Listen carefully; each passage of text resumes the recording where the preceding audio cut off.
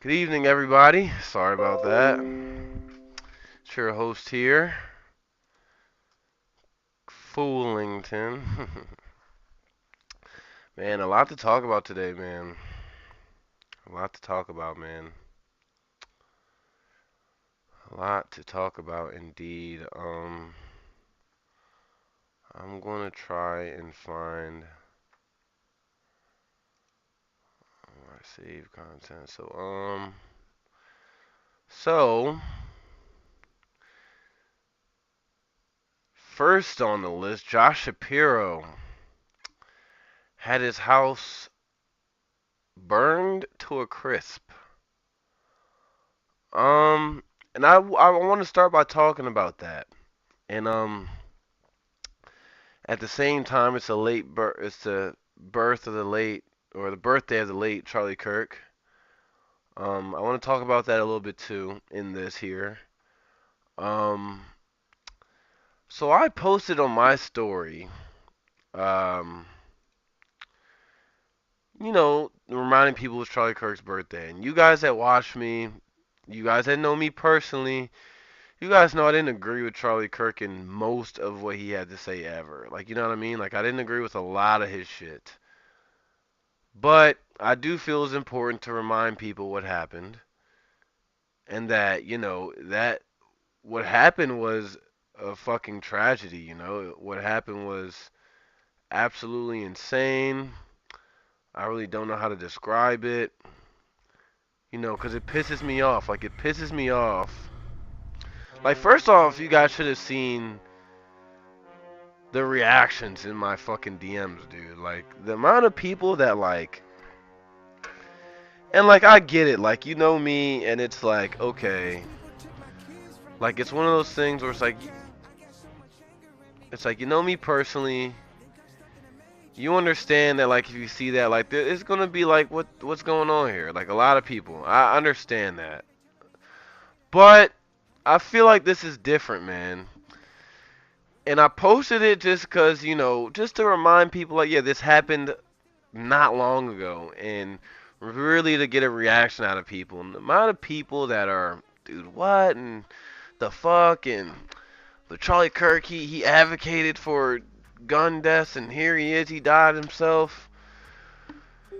Bro, I'm just here to say, dog, that the love is fucking fake, man. Like, don't ever for a second think in this world out here that there's love for you, or anybody for that matter.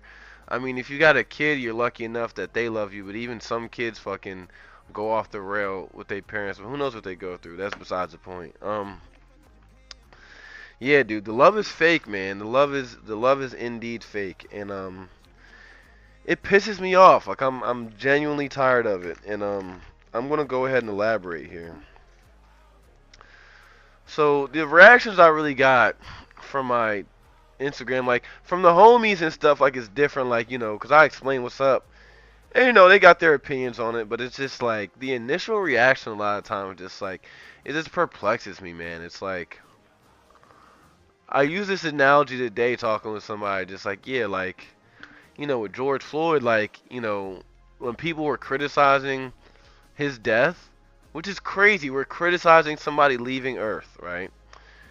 But basically, when we're when people criticize his death, it's, oh, like he had fucking fentanyl in his system, and he's a criminal and stuff like that. And you got the other side of the, and I will call them the normal people, right? The normal motherfuckers are like, yeah, but he's a person, and who cares if that's the case? And cops brutally killed him by not helping, by not assessing the situation.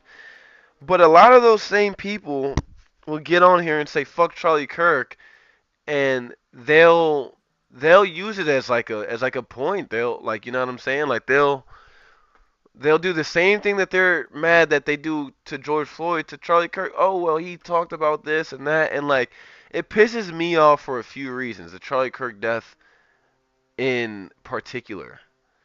One, because we've never seen nothing like that in our lifetimes.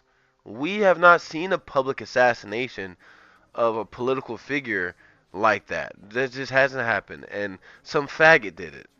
And that's mainly what pisses me off. Some fucking fag. It's like, and it's easy to fucking do, essentially. Like, you know what I'm saying? Like, if he could do it, like, you know.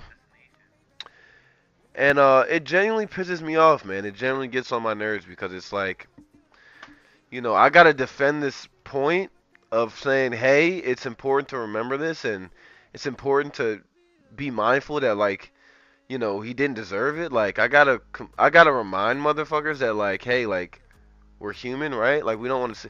And like, some people eventually were like, yeah. Hold on, 1 second, chat.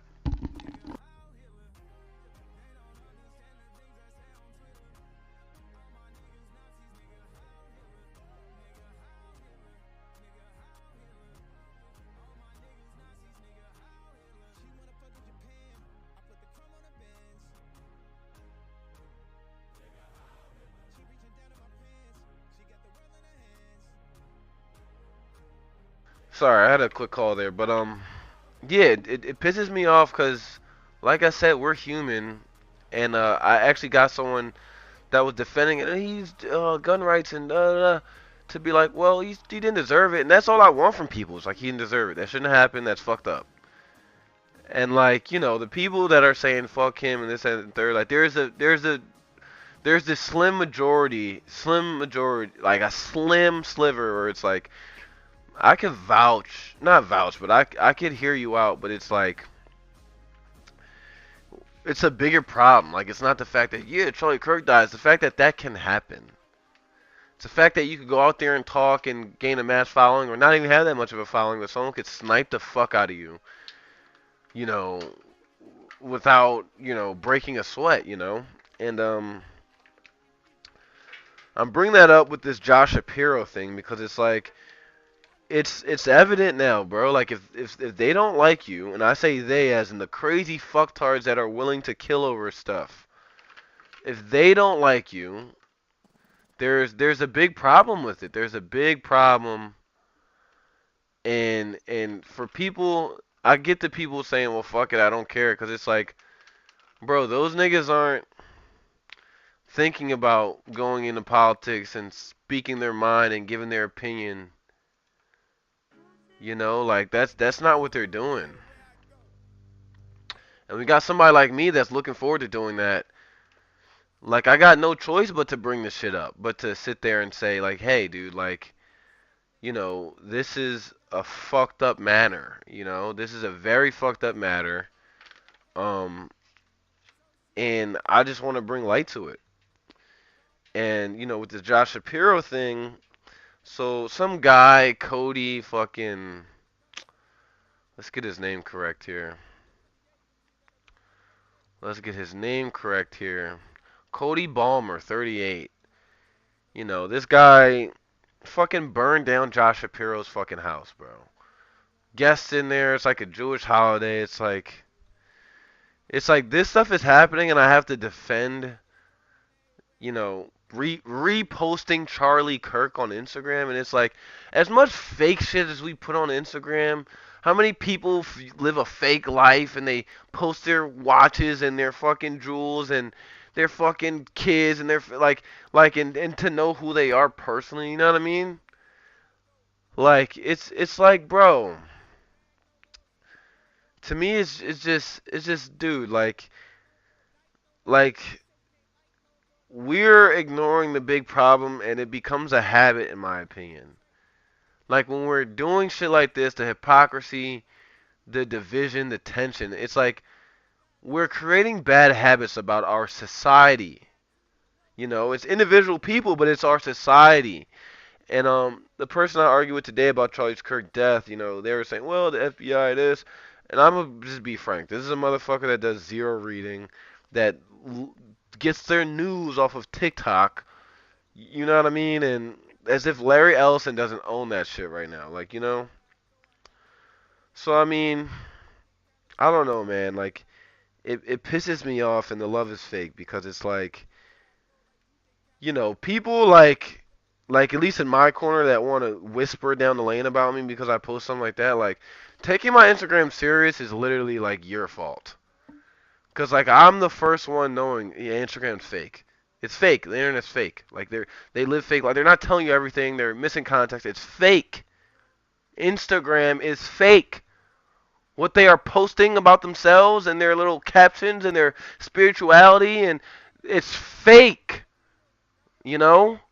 So, the uproar that my repost of just a repost got is just like, dude, you guys are taking this shit entirely too fucking serious. Too fucking serious. Okay? I could have posted some real bullshit, you know? But like reposting Charlie Kirk, and it's like, it brings me to this too. It brings me to this. I genuinely want to show you guys this. We gotta stop taking people serious that aren't worth taking serious. And I'm certainly one of them people you should take serious. But it's my Instagram. We don't take Instagram seriously, fellas. Like, look, I'm not even gonna watch the clip. Matt Wall says it's less of a crime to kill a white person than call someone the N-word in America. It's like, bro, the people out here trying to fucking crucify motherfuckers for saying nigger and getting called nigger and stuff. It's like, are we literally taking them serious? Like, I'm not me. Like, okay, you're in the place of business, you're working, and you call somebody a nigger. Okay, that makes sense. Okay, that makes sense. Like, ruin his life, I'm not sure, but definitely fire him from his job.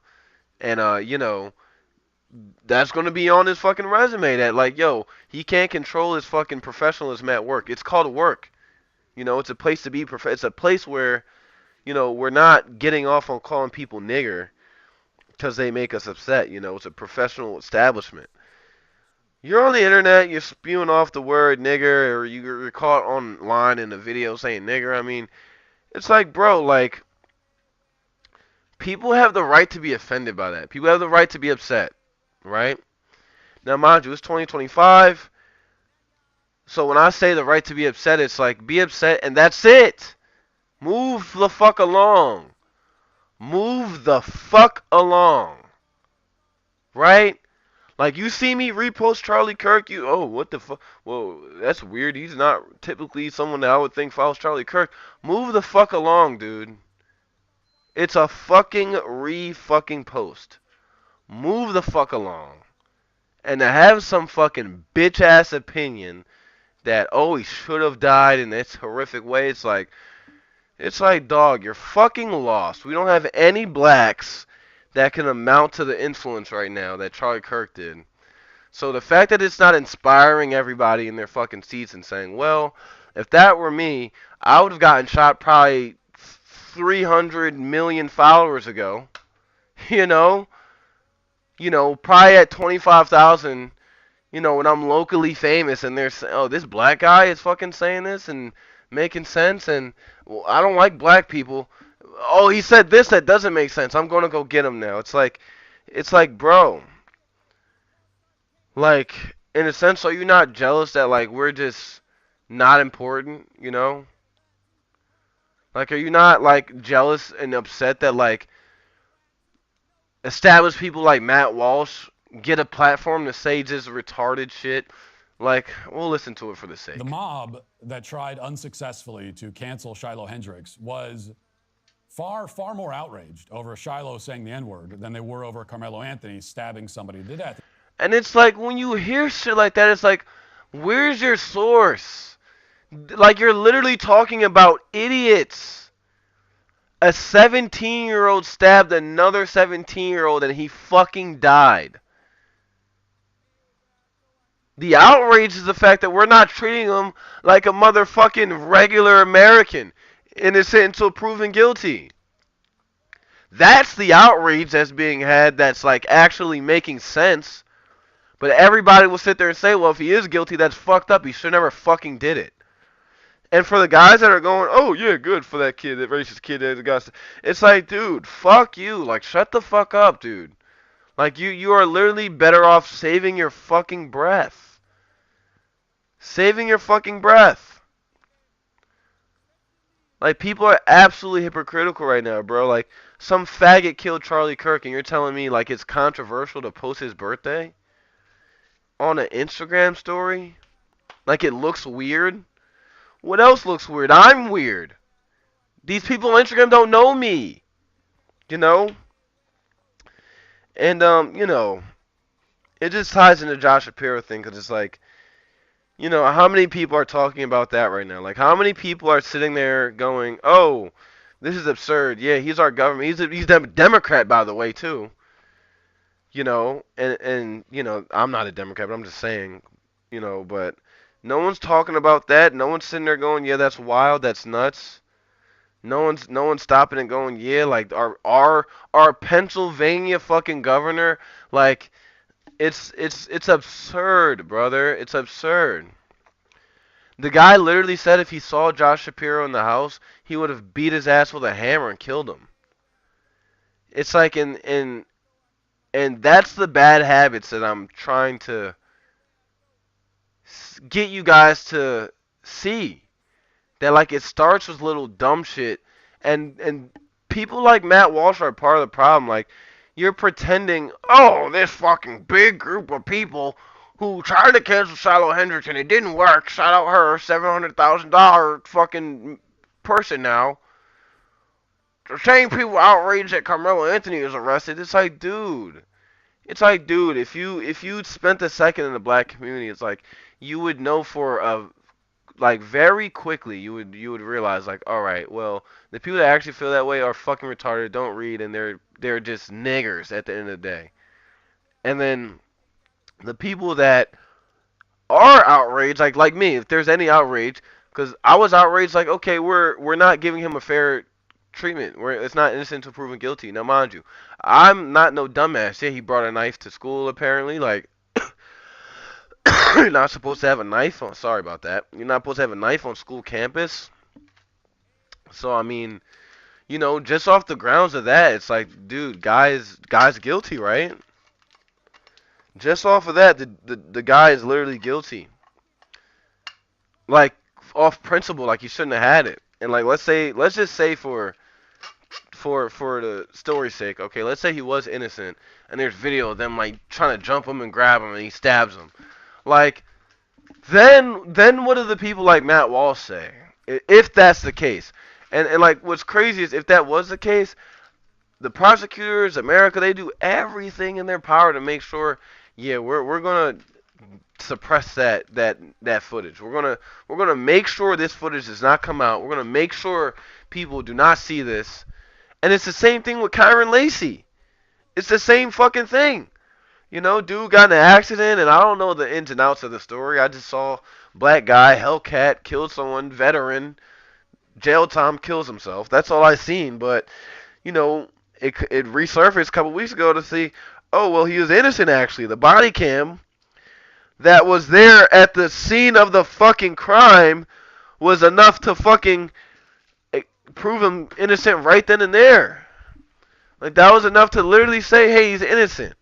The eyewitness is saying that he didn't cause his car crash. So I mean,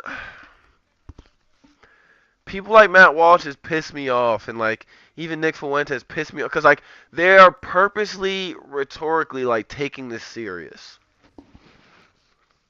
Like, is anybody outraged about Carmelo Anthony? Do any of them have fucking power?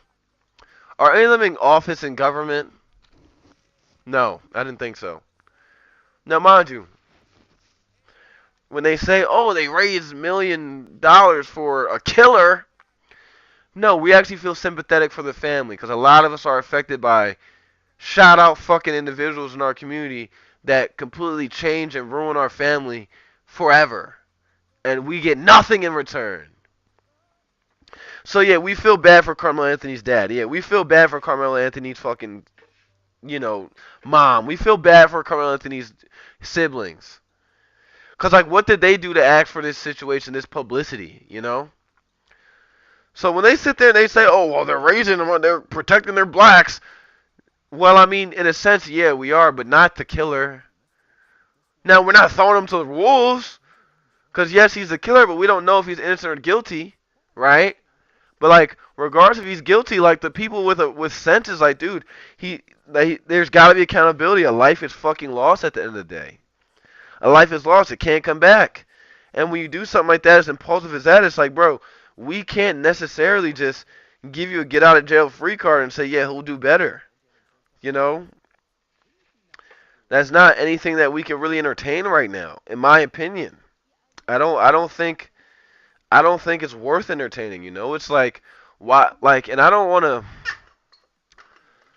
to be the guy that's just like the Uncle Ruckus dude and throw his ass in jail, but it's like let's be fair. He killed a kid and he is a kid. Um we can't ignore it. Guy's got to go to jail, you know, if he's guilty. If it wasn't self-defense to the point where like, you know, he was in serious danger, I would say. Because if like I would give him a scenario where it's like, okay, if he was getting jumped or if they were grabbing him up and you know you got a knife on you, you know what I'm saying, and they're grabbing you up and you stab that nigga, I mean, you know, there's basis to say that's self-defense. Like imagine you having a gun and someone's trying to fucking punch on you, just one person. It's like, dude, leave me alone, leave me alone. You know what I'm saying? The minute he starts charging at you, you pull out your gun and you shoot him. Like, you know, your basis is, dude, he's coming at me and I have a gun on me, and I let him know I have a gun. Now, what if he gets his hands on my gun because I'm not taking this serious and I'm going to be the one dead, right? So it's people like this that just genuinely piss me the fuck off because, like, they're taking the incel opinion serious. Oh, the people who try to cancel Shiloh Hendrix and they're outraged about Carmelo Anthony and now they want to lynch people for saying the white word, the N word in America. It's like, dude, are you fucking retarded? Like, are any of these people that you vote for? Are any of these people that you're talking about anybody with like more than like 1,000 followers? Like, you know, it's like you're creating an enemy, and it's like there are people out there that are saying these things that are feeling this way, but like they aren't worth taking serious. Those are the niggers that you're talking about. The ones that say, "Oh well, fuck Charlie Kirk," and you know he shouldn't, he fucking shouldn't have said he's for gun rights, and then at the same time go, "Well, the police should have helped George Floyd. He was off fentanyl, or what? Who cares?" They like, you know, it's a double standard. It's like like on one hand, it's like, and I'm gonna be specific here. The blacks and the people on that side are, oh, like, well, George Floyd, like, that was fucked up, and who cares if he was on drugs? Like, you gotta save him, and then it's like, well, fuck Charlie Kirk, he said this. Well, he said that. He said this, and it's like, just dude, it's like, get the. It's like, are you serious? It's like, are you serious? And it gives people like him absolute credibility to say dumb shit like this. The mob that tried unsuccessfully The to mob. cancel Shiloh Hendrix was far, far more outraged over Shiloh saying the N-word than they were over Carmelo Anthony stabbing. And like, where is your credibility for this, bro? It's like, if I'm being realistic, probably so. Nobody wants to see some fucking white trash, fucking trailer park trash call a child nigger and get paid out by their white conglomerate. Like, no one wants to see that. And anyone wanting to see that, I guarantee didn't fucking put in on her fucking GiveSendGo, her GoFundMe. I guarantee didn't put a significant portion in there. It's just the fact that there's 350 million people here in America. Like, there's a couple of us that'll give $1, you know, and stick it to them. It's like, dude, why are they outraged about that shit? It's like, bro, like, let's ask ChatGPT. Let's ask ChatGPT, man, because I'm starting to get upset. Hold on. I'm trying to finish rolling this L. I know I'm a degenerate, too.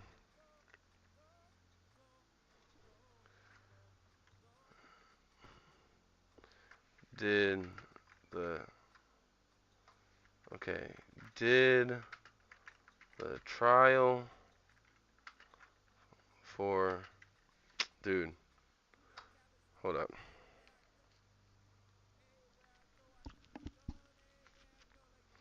Hold up, chat.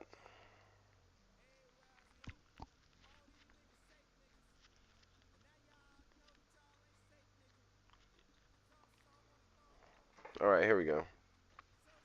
Okay. Did Carmelo Oh my god, why is my caps lock? Did Carmelo Anthony make a plea yet for his murder trial.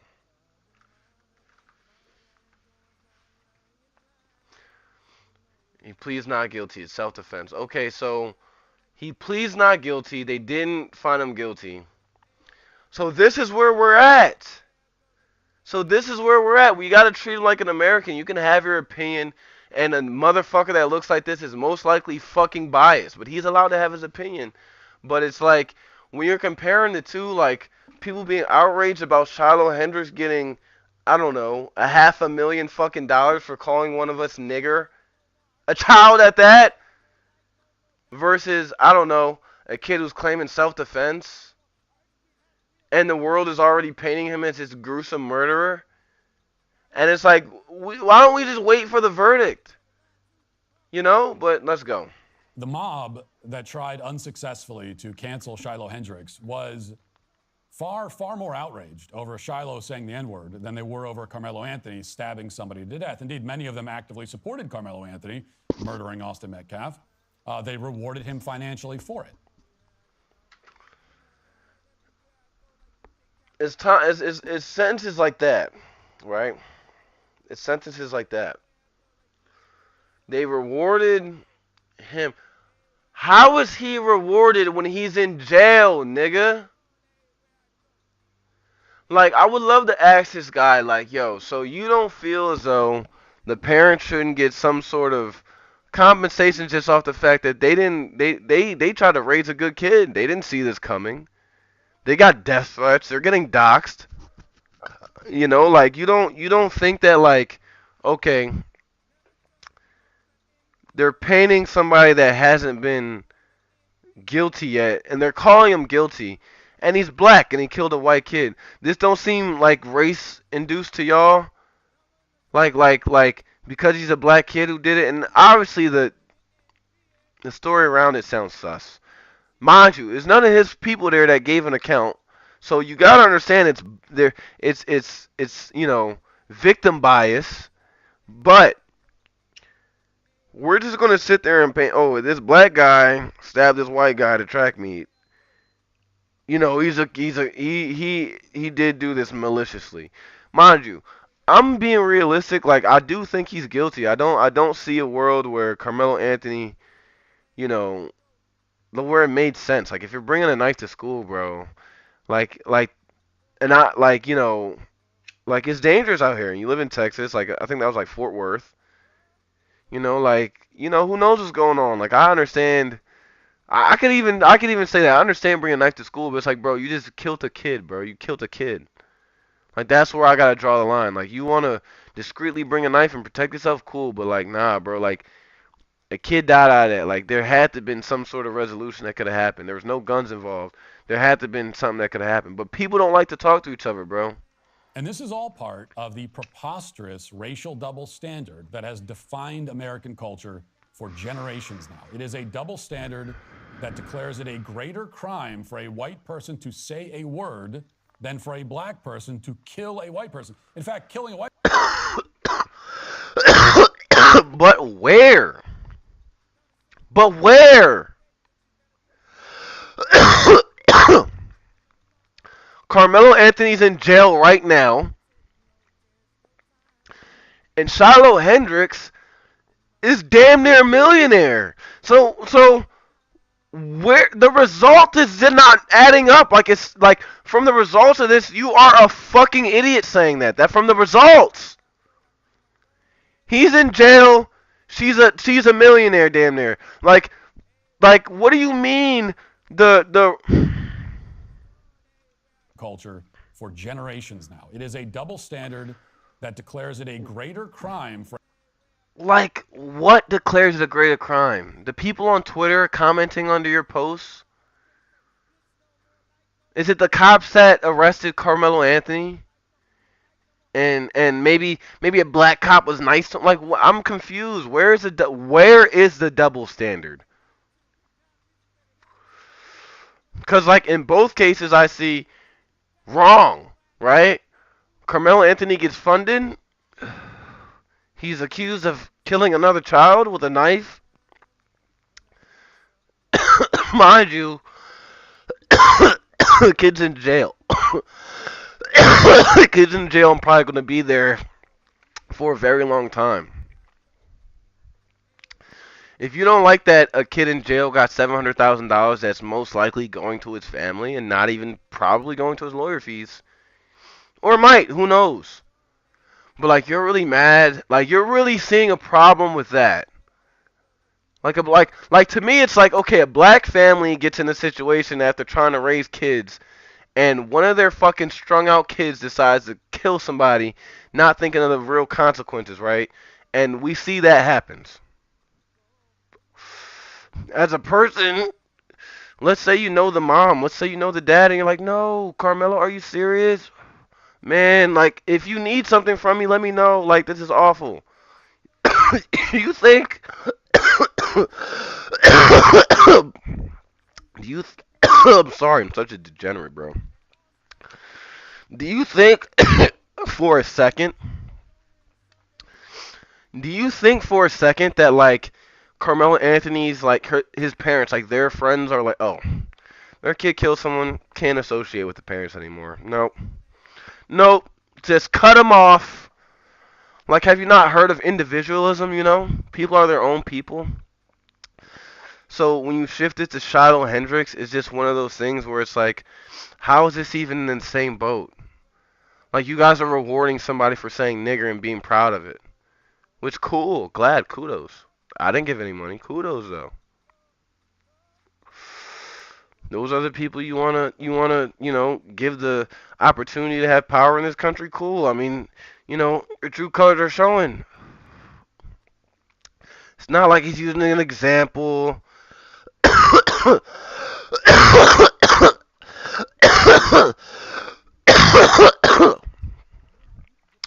It's not like she was making a joke. It's not like she was being funny at all. Like she called the child a nigger and proceeded to go nigger, nigger, nigger, nigger. I mean, what would I do? I mean, I'm like, move along, I'm like terrible person. If I ever come across this person, if I ever have to deal with them, I mean, if I'm in the position to give them a job, they won't have one. Because I've seen that. They won't. If I have a opportunity to put that person on my payroll, no, nope. And I don't want their support either. I can care the fuck less. Fuck you, Shiloh Hendricks. Now, mind you, am I going to physically harm her? No. Do I think she needs to be arrested? No. Do I even think she should be fired from her job? I mean, no. It didn't happen at her job. It didn't happen at her job. Now, mind you, like, I'm only being a little bit generalized. Like she doesn't strike me as a person that has a good job, I guess you could say. Like she doesn't strike me as somebody that you know would be in a position over me. Like I'm not saying like arrogantly. I mean like I picture that person being a fucking cashier. Nothing wrong with that, but it's like you have no power as a cashier. You're just a cashier. Now, if you're a cashier at $700,000, I mean that's different. But like I don't feel that that's the case. And at the same time with Carmelo Anthony, it's like I don't sit here and feel like okay, we should save his ass, but at the same time, like we gotta treat him fairly. Like I haven't even heard the kid talk and say whatever, and I'm sure like like I said, to me, I don't think he's innocent, but just because the situation is just crazy, but you know, like I feel like I'm preaching to the choir just because it's like, does this just not make sense? Like, is this what we do? Like, genuinely, like we sit there and we look at our Twitter algorithm and our Instagram algorithm and our hate comments, and we sit there and we go, "Oh, that's the general opinion." Yeah. That's the general opinion. Like this is literally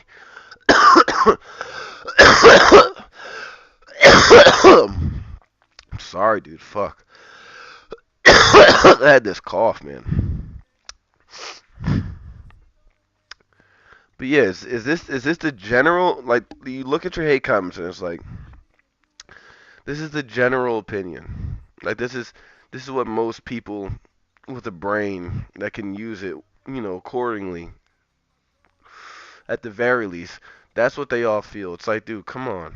It's like, dude, come on. Like, it makes me feel like what you're doing, Matt Walsh, is an agenda you're pushing. It seems like it seems like you're looking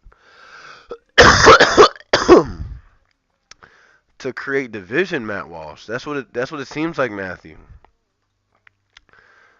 Cause like we could come up with some solution, dude. We could come up with a in the middle. Like, for the people that gave me their harsh opinions about Charlie Kirk and things of that sort, I mean, I agreed with them. Yeah, he was a bigot, racist, ugly fuck, weirdo, you know, but bold, but courageous, but fearless or dumb at the same time. In a sense where, cause like he had security and stuff, but like I'm not even gonna sit here and lie. Like, if you're doing shit like that, like, not wearing a bulletproof vest to me is crazy. But I'm black. Like, and I'm not black. Like, you know, lived out in white area. Like, I'm black from the trenches. I never seen nobody get shot and killed right next to me ever. But I seen niggas get shot at. You know. So, this shit is real. Like, we've been knowing it's real. Like, black people kill each other, dog. Like, they kill each other. Like, they wake up in the morning, they might not even brush their teeth. They going outside with a gun, ready to do drugs and cause harm. Like, you know what I'm saying? So, I'm knowing how strung out motherfuckers could be. So it's like, imagine having a crowd of a following of 30 million, and them motherfuckers is listening to you. Like, think about how many motherfuckers is like just a bunch of ideas, like, people get offended about what other people think, and it's like I said, people have the right for that to be the case, but there's just nutcases out here, man, and I feel like this guy Matt Walsh gives me nutcase vibes, because like when you're saying something this just fucking stupid, it's like you in front of so many people. Like, why are you just saying what you don't have to say? Like, what, bro? Like, you're speaking for the idiots. Speak for the smart motherfuckers. The mob that tried unsuccessfully to cancel Shiloh Hendricks was far, far more outraged The over mob, Shiloh dude. saying the N-word than they were over Carmelo Anthony stabbing somebody to death. Indeed, many of them actively supported Carmelo And Anthony. it's like, just say black people, nigga. Just say black people. Just say what you want to say. That's another thing. Just say what you want. Just say black people, bro. Is it that fucking hard? Is it that deep? Just say black people. Murdering Austin Metcalf. They rewarded him financially for it. And this is all part of the preposterous racial double standard that has defined American culture for generations now. It is a double standard that declares it a greater crime for a white person to say a word than for a black person to kill a white person. In fact, killing a white person could even be a just punishment for saying that word, according to these standards. The rules surrounding this word, the moral weight granted to it, the arbitrary guidelines drawn around it, it's all nonsense. It's all indefensible on both moral and intellectual grounds. Then say People are it. fed up with it. Then say it. The mob that tried unsuccessfully to cancel Then say the Shiloh word. Hendricks was Then go ahead. Then far, say far it. more outraged over Go Shiloh ahead. saying Then say the N-word word, nigga. Then say it, Matthew Walsh. How you gonna sit there and say, like, that's why I respect Nick Fuentes, right? Because my point is, what, y'all think Matt Walsh never said nigga? You think he's never said nigger ever? Come on now. Come on now. Nick is out here, he gonna say that shit. And I ain't gonna like it. But I'm gonna respect it. You feel me? It's like he's standing on it. You know, plenty of white people have. He gonna say it, and I don't got him for being mad and you know, you fucking like I don't got him for doing nothing like that to be honest. But I I don't know. But we know this. We know like if they weren't saying it like how right here, how he's explaining the word and but not saying it, it ain't that. You know, like they're saying it behind closed. Even if they're not now, they're like what I'm saying. It's like then say it, bro. Like you want to take the moral weight. Like you trying to promote racism, dog. Like you trying to promote racism. Like we can all agree that shit a word, but that's not me. That's like that's why I respect Nick. He gonna say be responsible though. He try to be real careful with their words. Listen here. For saying that word, according to these standards. The rules surrounding this word, the moral weight granted The moral weight to it, granted. the arbitrary guidelines The arbitrary guidelines. Like what does that even mean? drawn Dude? around it. It's all nonsense. Like just say the racism involved in the word? No. It's not racist to say it anymore. Like why don't you just say that, Matthew? Like Matthew, like why don't you just say that? It's not racist to say nigger. You can say it if you want. If they deserve it, fucking say. Why don't you just say that? You're taking fucking 55 seconds to sit there and say what I said in one sentence. Because if the moral weight granted to it is absurd, then say it, bro. Then say it. Then say it.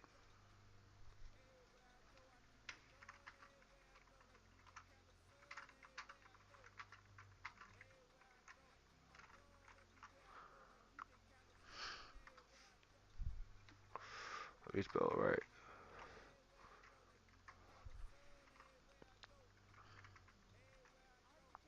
Oh, hold up. Let me do this. Listen to this song. I love this song. This song's fire. Everywhere I go, I keep my gun. Everywhere I go, like DJ Khaled's son. Everywhere I go, everywhere I go. All these niggas safe niggas, but now y'all know that y'all ain't safe, nigga. Some wanna thump on them, hate, nigga. So she could never call out rape, nigga. Thump on wanna thump when you awake, nigga. Just say it then, Matt. Matt, you should just say it, bro. Real shit. You should just say it then. You should just say it then. Arbitrary guidelines drawn around it. They rewarded him financially for it. And this is all part of the preposterous racial double standard that has defined American culture for generations now. It is a double standard that declares it a greater crime for a white person to say a word than for a black person to kill a white person. In fact, killing a white person could even be a just punishment for saying that word, according to these standards. Then just say the word then. Surrounding this word, the moral weight granted to it, the arbitrary guidelines drawn around it, it's all nonsense. Then just say it. Indefensible on both moral then and just say it, nigga. Grounds. People are fed up with it. You said it before.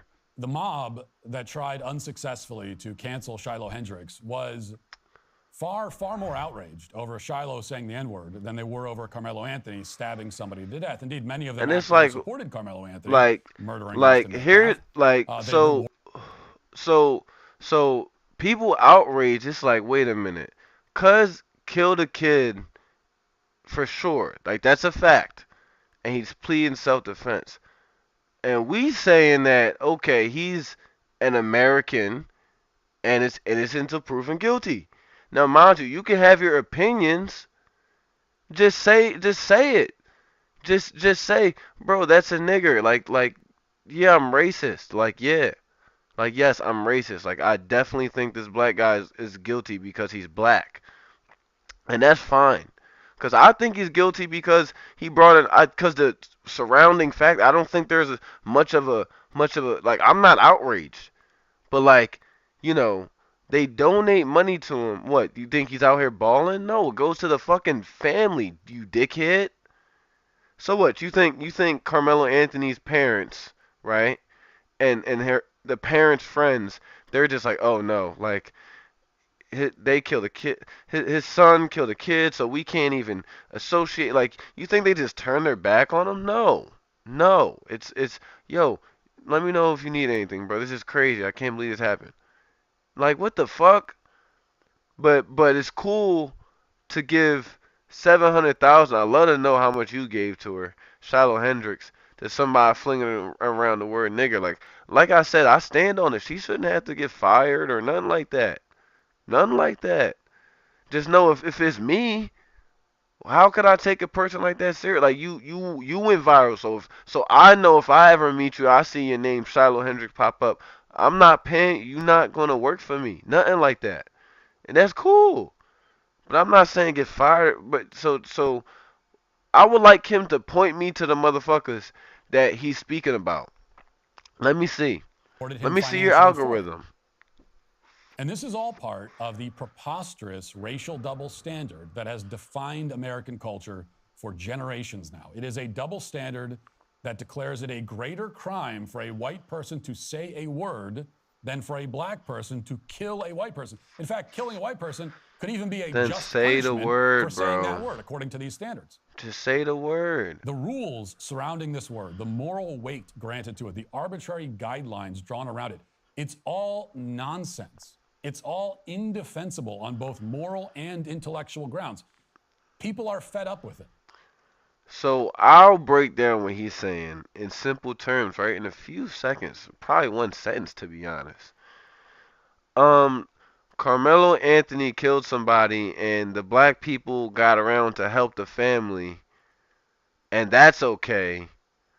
But when a racist white trash bitch calls a child nigger, she should be like you know what I'm saying? Like, I'm just even confused because like ain't no. I mean, I'm sure there's people that say all kind of shit. Oh, I'm a puncher, this, that, and the third. They like fuck them, bro. Fuck them. Fuck them. Ain't nobody worried about that dumb bitch, bro. Fuck, she's like a cashier probably, bro. A rich one now. I'm a move on. I'm gonna keep moving forward, bro. This girl's hilarious. I want to talk about um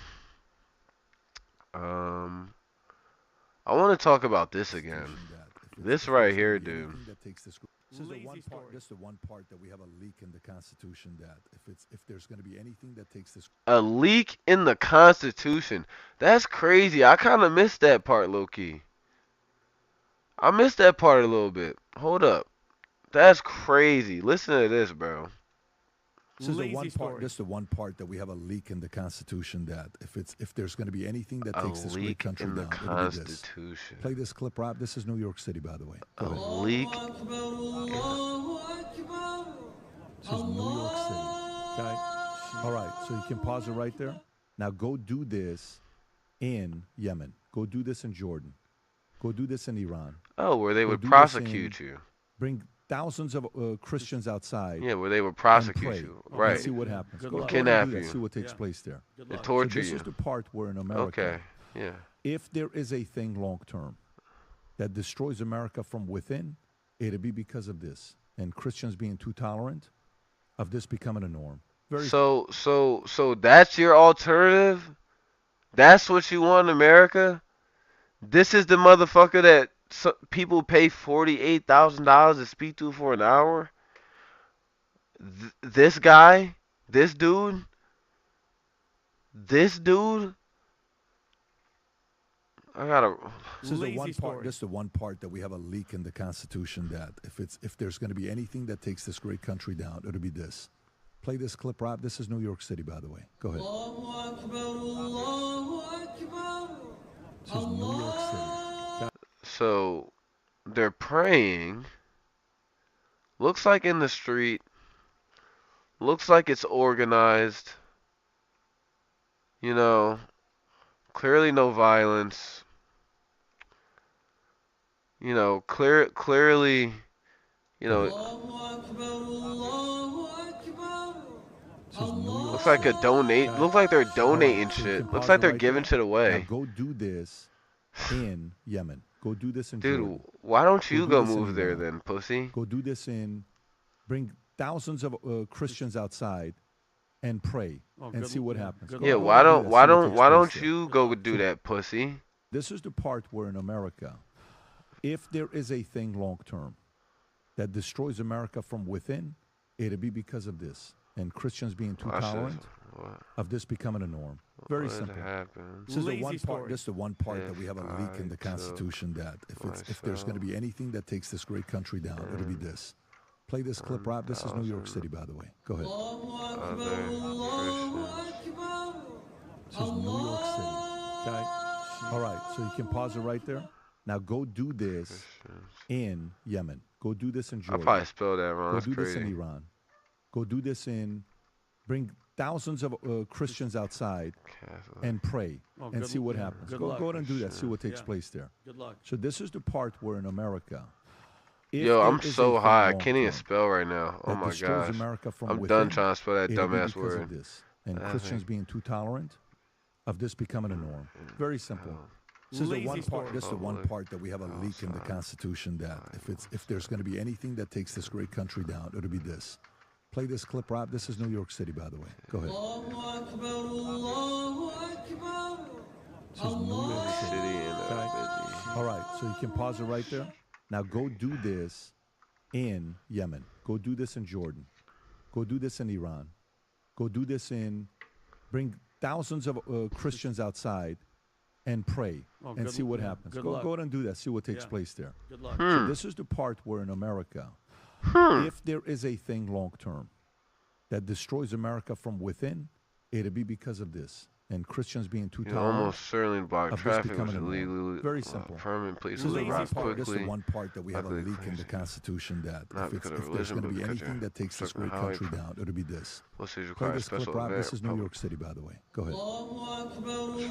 First Amendment protects your rights.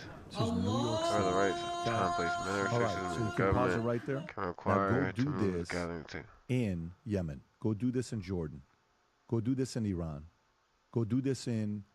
Bring thousands of Christians outside and pray Oh, and good- see what yeah, happens. good Go luck. ahead and do that. See what takes Yeah. place there. Good luck. So this is the part where in What America, about if there is I a thing did long this in that destroys America from within, Iran?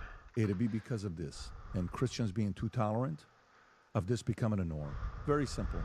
This is the Lazy one part. story. This is the one part that we have a leak in the Constitution that if there's going to be anything that takes this great country down, it'll be this. Play this clip, Rob. This is New York City, by the way. Very dangerous. Don't do it. This is New York So this guy is saying. So this guy is saying. Everywhere I go, everywhere I Hold go, up. I keep my gun. Everywhere I go, like DJ Khaled. So this guy is saying Everywhere I go, all these that niggas safe niggas. we should take 1,000 people that's Christian and go to Yemen and do this and see how they handle it, and then bring it back to America and say, yeah, we should do what they just did to us over here. Did he not go to social studies class in 8th grade? Like, did he not learn about he talking about a leak in the Constitution? Did he not miss all the constitutions about our freedom? Did he not like see the right to bear arms and the right to freedom of religion and press? Did he miss those? Did he miss those? Is he what does Iran's constitution? I think they capping, bro. I'm spelling this shit right. Look, like, let me see. That's crazy.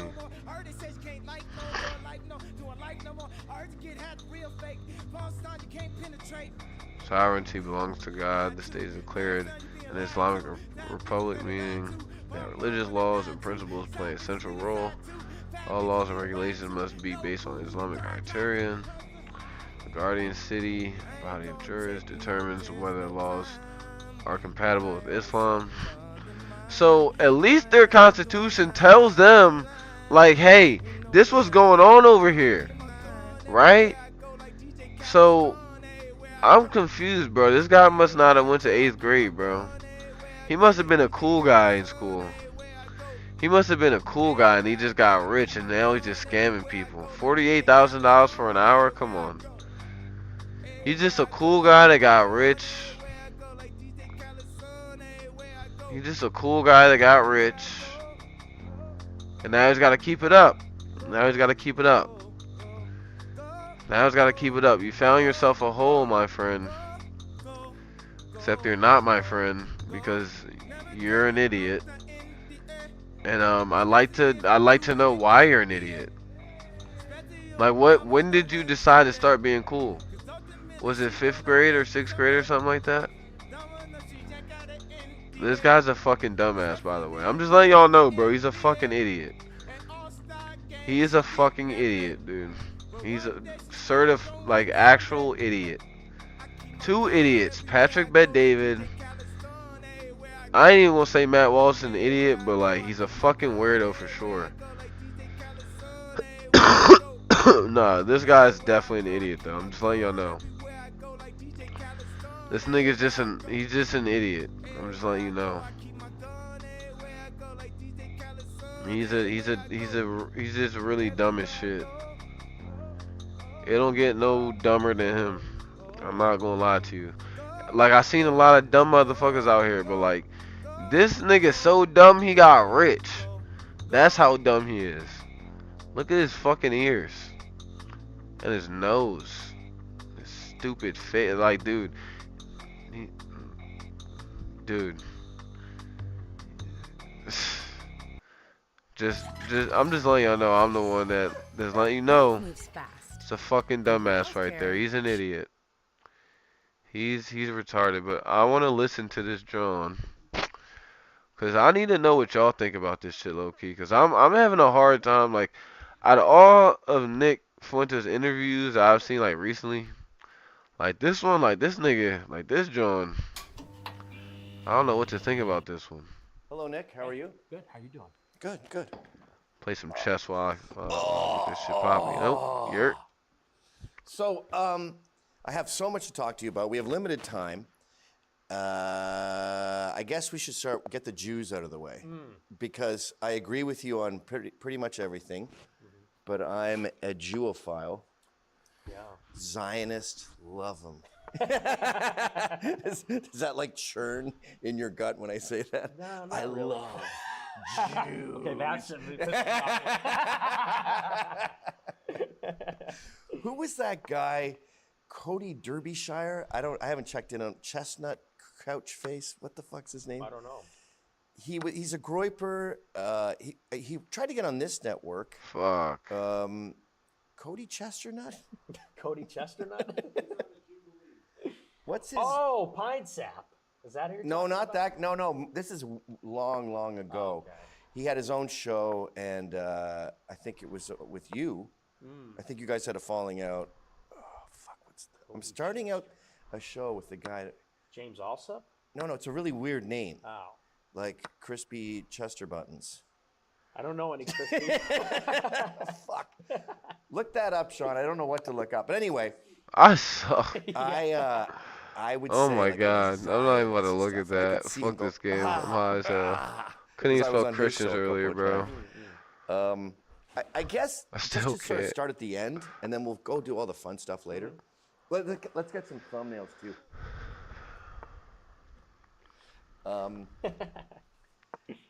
The biggest thing I want you guys to know is that the Jews are not a monolith. And we've had this argument before. Yeah. And you go, yeah, well, I feel like there's a kinship there. And there absolutely is not. Like, my family is kind of Catholic, Irish, Scottish, and they fucking hate the English. And the fact that I was born in England was just like, it was like I was gay or retarded. Like, they still love me, but there's this horrible thing that happened. And there's no reverence. There's no like, well, if it came down to it, like, for example, when the Scots, when the English were playing soccer against Spain. If you're in Wales, all the Scots are cheering every time Spain gets a goal. The Welsh are kind of freaked out by that. They're sort of split on the English thing. But like they want England to suffer. And that's how Orthodox and Hasidic these hot 200s and is a even secular Jewish little bit conservatives difficult. I ain't gonna feel cap. about these ADL, niggas play different. SPLC Jews. Right. Well, yeah, I talked about that on my show the other night. ADL just got kicked out of the FBI, and who was celebrating it was the ZOA. It was Mort Klein. It was Ben Shapiro. It was Joel Pollack at Breitbart. And you're right, they've all been anti-ADL ever since 2015, because that's when Jonathan Greenblatt took over, and he's a Democrat partisan. But I would say that what is the cause of the conflict? It is an internal battle. It's an intra-Jewish conflict. And what I mean by that is they're debating about ultimately what is best for the Jews. And the left-wing Jews believe in liberal universalism, that that's the best for the Jews. And the Israeli right, the American right in Jewry, they think that Israel needs to be as strong as possible and as identitarian as possible. That's a last refuge. I disagree. I think they want what's best for the West. And you know how many Jews hate Israel, right? Like even Hasids in Israel, the reason they refuse to join the IDF is because they don't support Israel. They say, we're here too early. We're supposed to wait for Christ. Right. So within the Jew world, within the Jays, the animosity towards Israel is, I'm just pulling this out of my ass, I'm going to say 50%. I don't think it's 50%. If you include all the seculars, all the Hasids, you're going to get north of 40. Inside Israel or globally? Globally. But I don't think that they hate Israel. I think that they hate the Likud party, the liberal ones. I think they hate Netanyahu. George Soros. I want to separate that. Which? They hate the concept of Israel, even the ones that are there. Separately, Israelis are not a fan of Netanyahu at all. Well, why do they keep electing him? He's a longest-serving. It's like Justin Trudeau. It's a parliamentary system, and once you get your foot in the door, you can sort of expand forever. Like Justin Trudeau did 3,000 terms. But maybe they don't like him, and he's certainly less popular now, but they support everything he's doing. It's like 80% approval for the war in Iran. I didn't know this was going to get so heated so fast. Who's Justin Trudeau? Like, what? Oh, he's a former prime minister. He looks like a fucking... He slid.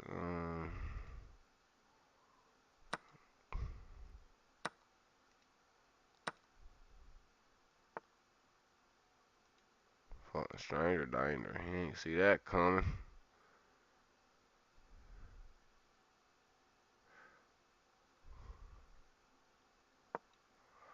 Goddamn stranger danger. Them motherfuckers, I ain't see that coming.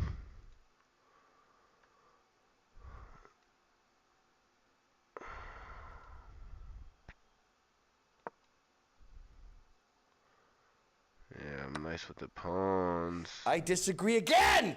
That's just the facts. No, you say they support what he's doing. Oh, yeah. These Israelis that I know are furious about October 7th. They agree with you, I assume. Yeah. I assume that you believe, and as I do, that they let it go on too long. Well, I think they just let it happen, period. Right. Lots, I don't know the percentage. Probably almost half of Israelis agree with that, and they're fucking mad because they were killed. Right, yeah. They had to fight their own, with their own guns, protecting their own homes. Right. Which they did a great job at, by the way. Yeah. Yeah, they're good at that. Well, they all have military service, but there was the leader of the opposition did an op-ed in the New York Times, Benny Gantz, in the Israeli government, and France and the UK, they're all recognizing Palestine, and the leader of the opposition in the Knesset came out and said, if you think you're against Netanyahu by being against these policies, he said, you're wrong. He said, you're against all of us. He said, because everyone in the government and most of the people, we support what Netanyahu's doing. So in other words, he said, don't get it twisted. Don't think that you're just opposing him. He said, this is the bipartisan security consensus of Israel after October 7th, and that consensus is that it's unacceptable to have Hamas and Gaza in close proximity to Israel. because of what is possible, what they demonstrated. Okay, so when I think of Netanyahu, I think of a warmonger who wants to pick a fight with Egypt, who wants to pick a fight with Lebanon, who would love to provoke Iran to the point where China and Russia get involved, and we have a global World War III. Jews don't Give me want that. Ooh. I don't think they want World War III, but I do think they want to destroy Iran. They want That regime nigga trying change not to in Iran. panic. They always I have. want regime change in Iran. I don't. You like these Muslims taking over that, ruining that country? It's not that I like them. It's that they are necessary to check Israel. I got to turn off this AC because it picks up on the mic. Oh yeah, good idea.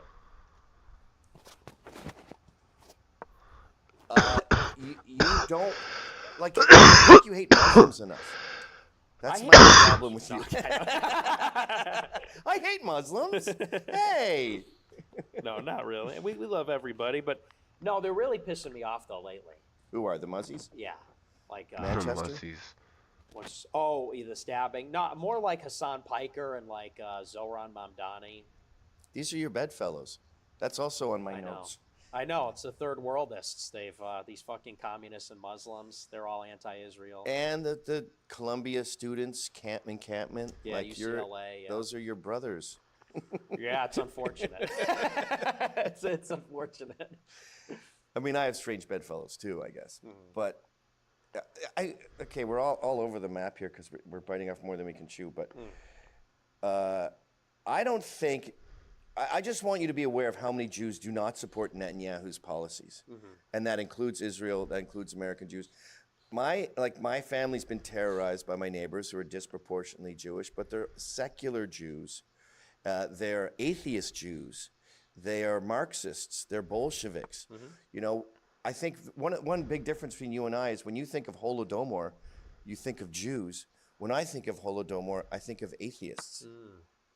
And once you're an atheist and a communist, you're not part of a religion.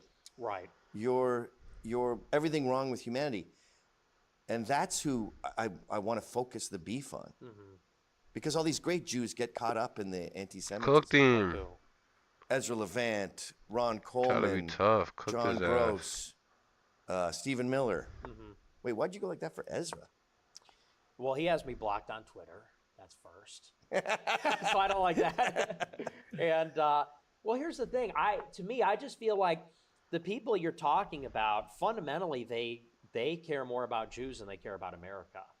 I passionately disagree with that. I think that they're like nut jobs about anti-Semitism, spurging out about Jew haters, anti-Semitism. No, they hate the ADL. You know how much Rebel has done for Christians in Iraq? Way more than you and I. Yeah, I don't know about that, but he was there in northern Iraq. He was there raising money for them to get refuge. I just question what's really the end game there, because I think that when you look at someone like Ezra Levant, he doesn't strike me as like a Canadian patriot. He strikes me as someone that cares deeply about Jews. And no, you need to hang out with more Jays, dude. He's obsessed with the attack on these Christian churches all over Canada. Yeah, look what he did for Tommy Robinson. Well, and Tommy Robinson's the closest ally. He's a eternal defender of Israel, waving Israel. Yeah, but that's not his priority. That's just a thing. It's sort of like me. I kind of resent having to defend the Jews and talk about Israel because it's like I did this sit down right here with Jake Shields, and it was just this whataboutism. Like, did you know the first terror attack was a Jew? It's sort of like flat earthers. Yeah, yeah. Like you have to know the thing they're saying to be able to refute it. And I'm not an expert on the history of Jews in Israel. But I just see what happens to my friends on the right, and they get caught in this. It's like a black thing where, you know, I can't be a lawyer because the whites have systemic racism. Right. It becomes a crutch. And even even the synagogue attack, they're blaming on the Jews. Even Charlie Kirk, that was a lavalier that blew up. Where do you stand on Charlie Kirk? I thought that's ridiculous. I think it was a left-wing nut job that killed him. I mean, it's Occam's razor with that until I get more information. Exactly, right. Where do you stand? I feel like you've sort of switched recently on the Jays a little bit. Yeah, people have been saying that, but that's only because I said that Israel didn't kill Charlie Kirk. But I only believe that because I think that Charlie Kirk was pro-Israel. So that's you loving Jews in this day and age. Yeah, literally, yeah. That's Really? the switch up. That's yeah. all it's based on? Yes. Oh, fuck. Yeah, isn't that crazy? That's crazy. Because just sort of feeling like we all have our own personal AIs, and just sort of feeling the chatter. I was like, oh, Nick's coming around. He's kind of supporting Israel now. No, I just said that they didn't kill him, which is insane. I saw you talking recently about how if Israel had its way, it would just take over Lebanon and Egypt and Jordan. And I'm like, good. Why is that good? I see Israel as Doge, and I see Islam as corruption and wasting money. And I want to get in there and clean it up. My problem with Israel doing these things, what they're really aiming for is hegemony in the region. They want to be the great power in the Middle East. They want to have hegemony over that entire region. And that's a very critical region because as India and China rise, they're going to be doing all this trade with Europe, and all that trade is going to go right through the Middle East, the naval land routes. And if Israel's collecting a toll on all that, on like with IMEC, which is the India-Middle East corridor, Belt and Road, they're going to become very rich. And I think that Israel, we have to consider, is sort of like a rival great power because they do whatever they want. They don't answer to us. They infiltrate our system, like our American billionaires, our American congressmen seem to answer to Israel. And it terrifies me that they'll have so much power by themselves and then have so much power over us. Right now, they're pretty weak because they have to deal with Iran. They have to deal with Turkey. They have to deal with, maybe all the Arabs teaming up against them. But if Iran's out of the picture, then they dominate the whole region there. And then what do they do with this power? They attack America and take over America? Not that they attack us or take over, but I think that then we're in a competition with them. And then it's a question of, do we really have sovereignty? I think that we're in a position now where we could still, for example, kick all the dual citizens out, register the Israel lobby, this sort of thing. I think that once Israel has all this power, is there going to be a pager attack in America? Is there going to be an intel operation here? There's Muslim attacks in America. There's the West Side Highway. There's 9/11. There's Fort Worth. There is, you look at all the top mass killings in America, and it's black. It's mentally ill at the top. But third is Islam. So we're already being not decimated. We're already being systematically attacked by Muslims. But we have freedom to act against Muslims. When Muslims bomb us, we bomb them right back. We bombed Somalia 80 times this year. We bombed Yemen more times in a month than Biden did in a year. We bombed Pakistan. We bombed Iraq. We bombed Syria. But Israel, they blow up our ship, and we don't do anything. The USS Liberty? That's just one example. I think that was a friendly fire. Brother. my white brother. I mean, what makes you think it wasn't? Because they were flying a giant American flag. They radioed It's not in. giant when you're in a fighter jet going, Meow! All the people on the boat said it was unmistakable. They knew what they were doing. They came in and shot the lifeboats. The people on the boat are mad because all their friends died. They got shot. We're not allowed to use the people on the boat. Yeah. That's like when people go, what if your daughter was raped? And you're like, well, I wouldn't be rational at that point. But it looked like an Egyptian boat. I don't understand why you'd want to provoke an attack when you're in a 6-day war with all these other countries, why you'd want to get America against you too. They approached the USS Liberty first and got shot at, so they couldn't verify. So the only really proof we have is the little flag, which from a fighter jet is not easily identified. We also have the eyewitness testimony, which I agree maybe there's a bias, but they do all claim to this day that it was a deliberate attack. They said that they radioed in, they waved the flag. And the purpose, why would they do it? It was to conceal their troop movements, because when they were doing the 6-day war, they didn't want their operations to be foiled What by was America even doing there? They said they weren't going to be there. They denied their existence there. We were spying on them. Okay, so we have no evidence. I'm saying we. They have no evidence that the. Careful. Yeah. We have no evidence that the boat was even going to be there. What are you doing? We're not going to be there. A boat approaches. They get attacked. They fly over. It looks exactly like an Egyptian boat. And friendly fire kills 30 people. They killed 12 Israeli soldiers in that war by accident. They're regularly killing their own hostages. Well, that's By their accident. doctrine. That's their military doctrine, is to kill their own hostages. Right, but their own killing their own people, killing people that they weren't killing the hostages when they weren't prepared to kill the hostages. Too early, I guess, is what I'm saying. But friendly fire is part of war. Vietnam, we lost tens of thousands of troops, and it was very unfortunate. I don't think it's a good example of Israel attacking us. I think there's more evidence that it was friendly fire. Well, and we could say, for the sake of this argument, you say it's friendly fire, I say Brother. it's not. The brother. Well, but here's the point: is it's about what they're capable of. It's this idea that if they carried out, like they did in Hezbollah in Lebanon, a decapitation strike on Hezbollah, if they did something like that in America, if they have regional hegemony in the Middle East, if they have all this influence in America, could they get away with something like that? That's what I'm worried about, because they do have an interest in our defense technology and our supply chains. And you got to wonder, how did the bombs end up in the pagers? It's shell corporations, it's supply chains, that's the sort of thing. And you look at these tech companies like Palantir. Palantir's run by Alex Karp. He's the CEO, and this is the company that's getting all the data, putting it together. You don't think they're putting a back door in there for Israel? And that's just like one example, but they got a lot of companies where, and 15 years ago, Netanyahu sent Unit 8200, which is their intelligence guys, to Silicon Valley to get involved in these businesses for that purpose.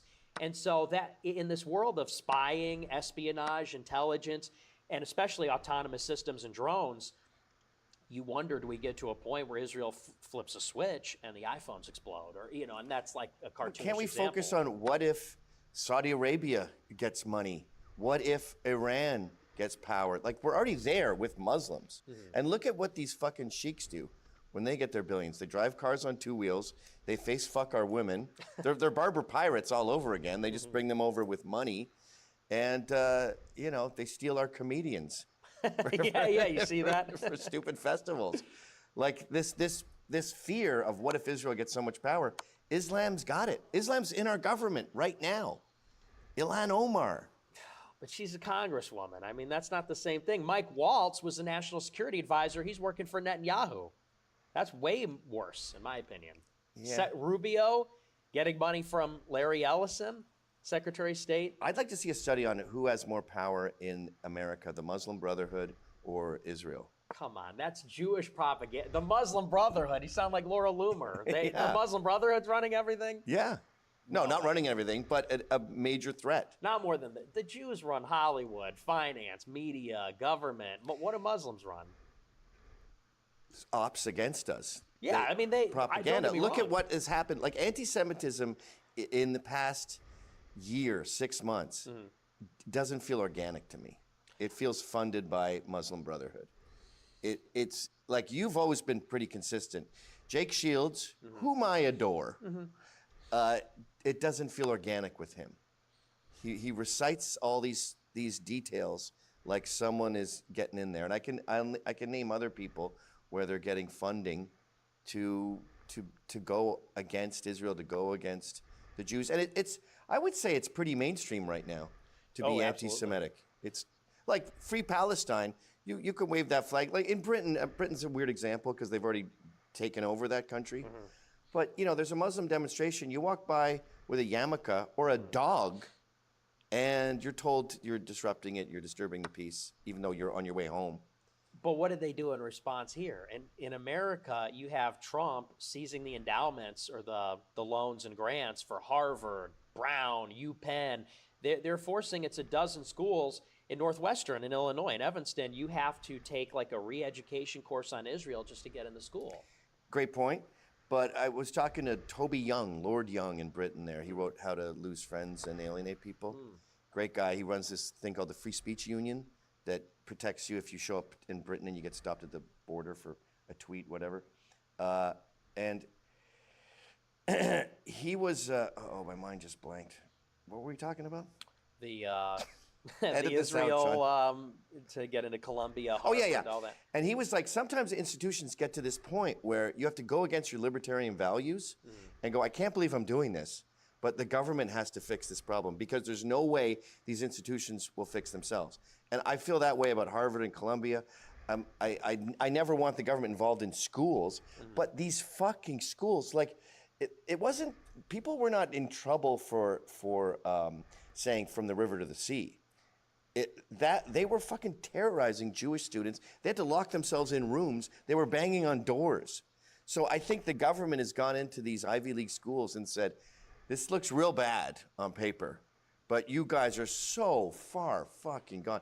There's a new professor at Harvard called, like, you could look this up, Sean, called like Vagina de Penis. Oh, I saw that, the drag queen. Yeah. So that's how far gone they are. I mean, this is almost like calling in the National Guard. But look at what they did at Harvard. They kicked out Claudine Gay, and that was after Bill Ackman intervened, because Bill Ackman's an alumnus of Harvard, and he leveraged the alumni network to withhold donations until it strangled the board. They kicked this broad out. Then they brought in a Jewish doctor to be the new president of Harvard. And what the Trump administration is imposing on Harvard, it's not just anti-protest, anti-Palestinian. What they're also doing is changing the Middle East Studies curriculum. So it's pro-Israel in their School of Foreign Policy or Political Science. That's so it's like, and by the way, that's 5 out of 8 Ivy League schools now have Jewish presidents. Yes, but they're correcting this crazy current that's been going on for decades. But 5 out of 8? Jews are 2% of the population. That's, what is that? Yeah, but these schools are anti-Jewish schools. And that's where... Dude, 25% of Columbia is Jewish. Like, the student body. These Jews, like, I can tell you, I got friends going to St. Andrews in Scotland, which is basically Harvard. It's Ivy League Europe. And he goes in there as a Jew. He comes out there as a pro-Palestine, river to the sea guy. Like the Jew, there was tons of Jews in those encampments in Colombia. They go to school to learn to hate. And this is what I wanted to get you to. Jews are exceptional whites. When they do bad, they do exceptional bad. When they do good, they do exceptional good. When they do good, my daughter was born at Beth Israel.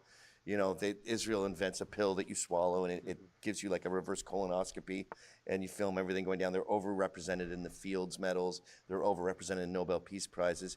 Yes, they're overrepresented in media and banking, as are the Irish, by the way. You've seen those memes of the Irish the Hibernian. yeah.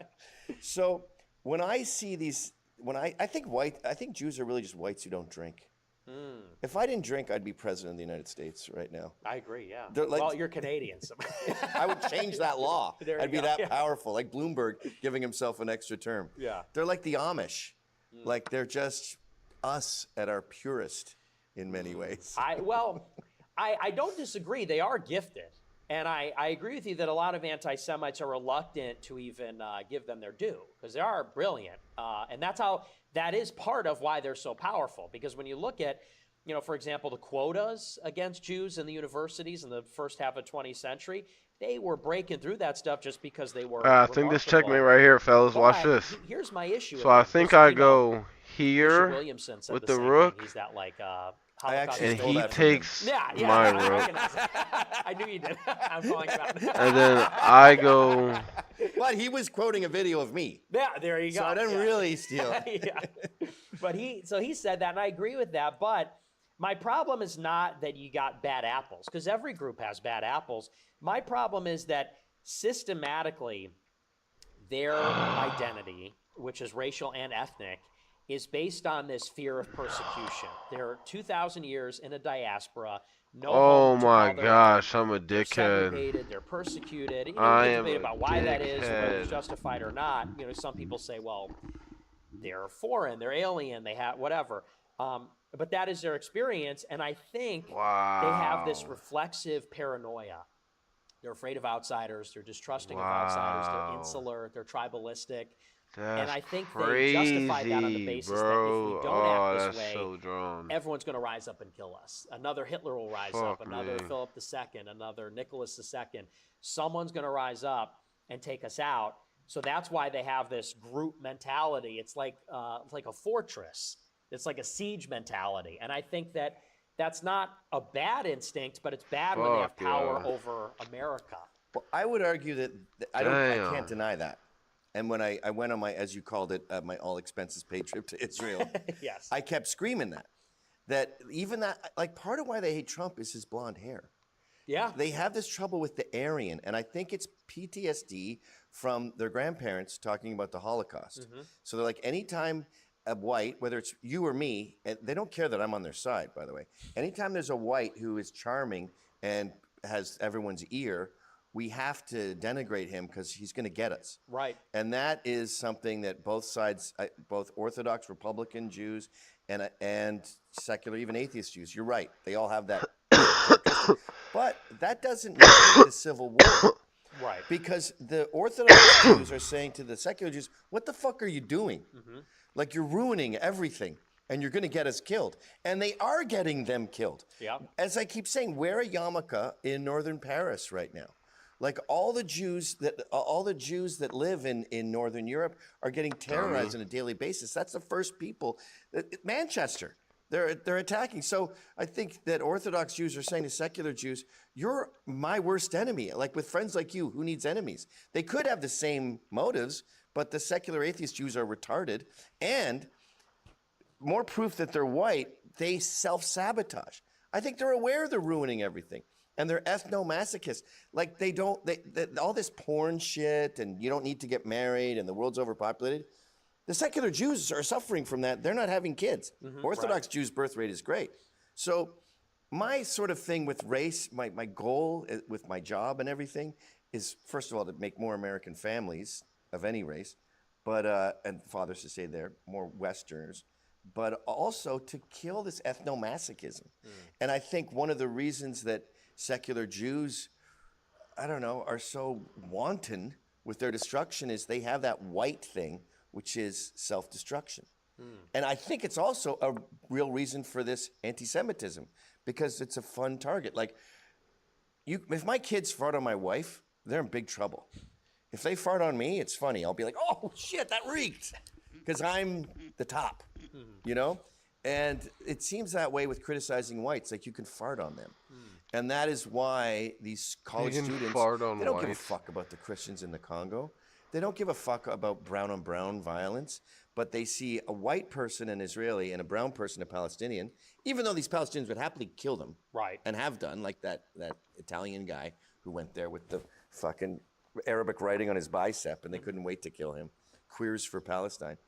They just choose the brown side because of ethnomasochism.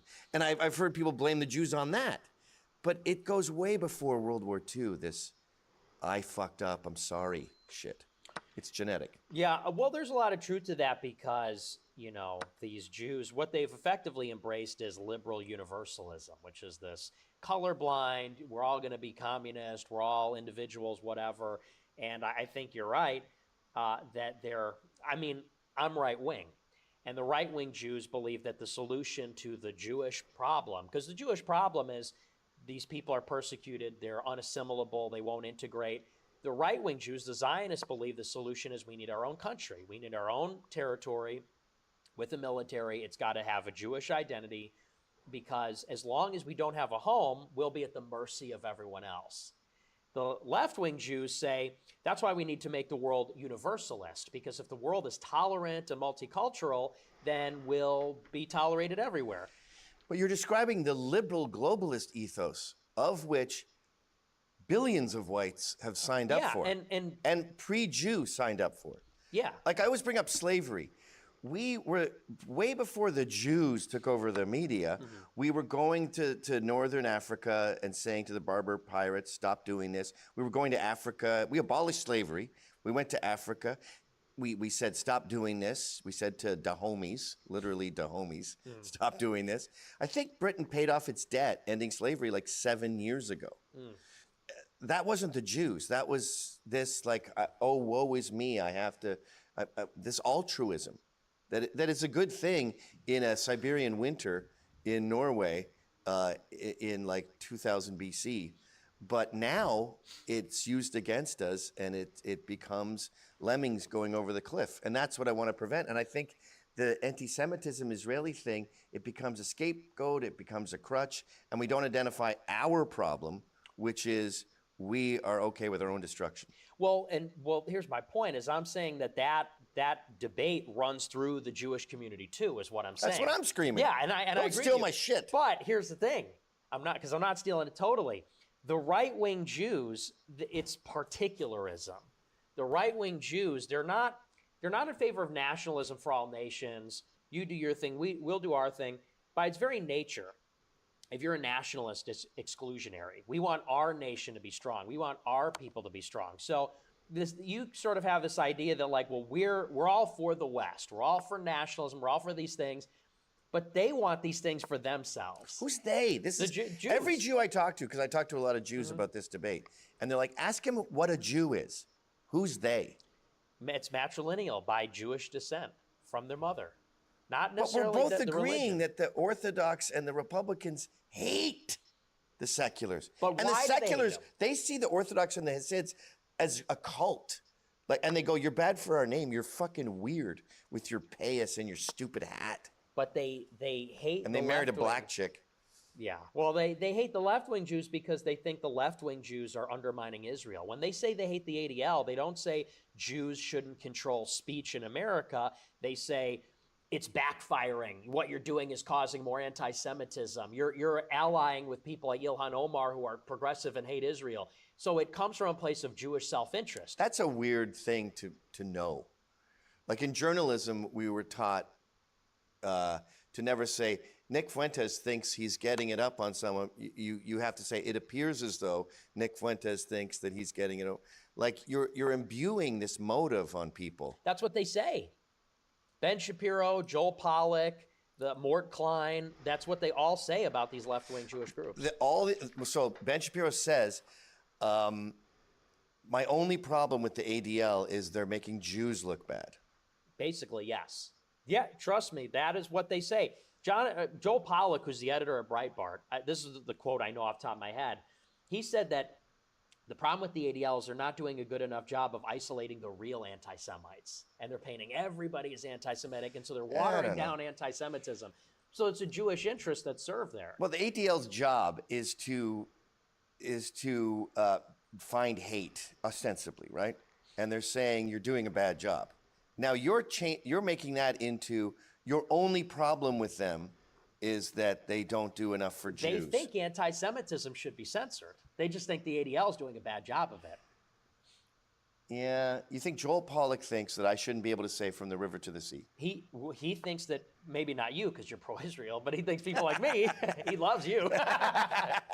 He thinks people like me should be isolated, ostracized, kicked out. So for you to say from the river to the sea on Twitter, Joel Pollack would want you to be banned. Not specifically that, but me being someone that says Jews shouldn't have power in America. He would say, you got to go. You got to be censored, isolated. You got to go. And by the way, What do you Elon think did about ban this, that yo? from the river to the sea, and I didn't see any right-wing It's a Jews stand crazy up and say, don't ban conversation. that. We need free speech. Oh, I bet They just Ron name Coleman drop would so be many totally people I don't against really that. even know who Ron they Coleman, he don't like me. Yeah, well, they're once burnt, twice shy when it comes to the far right, and they don't want to debate you. They see you as a lost cause, and I disagree. I think because I've been on both sides. Mm-hmm. You know, my political awakening is very recent. It's post 9/11, so I was kind of free Palestine for a while, and then I got to see the irredeemable values of Islam and what they've done to Europe and what they've done to everywhere but America, really. And I go, that's my priority. Jews are cool, besides the bad ones. Yeah. You know, and to say Jews shouldn't have power, like, what defines a Jew? You have some atheist Jew married to a black woman who's doing a great, like say Alex Jones. We found out that his mother was Jewish, and he's married to this black chick who doesn't give a fuck about Jews. Should he not have InfoWars? If he identifies as Jewish and is loyal to Jewish identity, then I don't think he should have power in America. I think America's Christian. Should he have InfoWars? I don't know. I mean, that's an interesting question. Should they be able to own media companies? I mean, not at scale. I don't think they should be able to be multi-billionaires. I don't think Larry Ellison should have as much power as he has. He's clearly loyal to Israel. And he's an atheist. I mean, outside of the concept, it's just an implausible. It's sort of like when Richard Spencer told me that all blacks have to leave America and we have to make America all white. I'm like, that's the implausibility of that makes it retarded. I don't think it's implausible. I think that we need to make it clear. Well, you make that face, but look, you yourself admitted. I mean, look at these attitudes towards Jews, how quickly they're changing. And I think if there was So we just ship them back to Africa? not ship them back, but there needs to be a recognition that the double standard they have is not going to fly here. And by that I mean all non-Jews are expected that we're all Americans. We're all going to treat each other equal. We're not going to be preferential towards each other. But Jews, they get to look out for themselves. And they get to do this bullshit where Larry Ellison is going to buy TikTok on behalf of Netanyahu to suppress criticism of Israel. Like, that's blatant influence peddling. But they don't have their own interests. As I said, like they push, they're pro-Palestine. They hate Israel.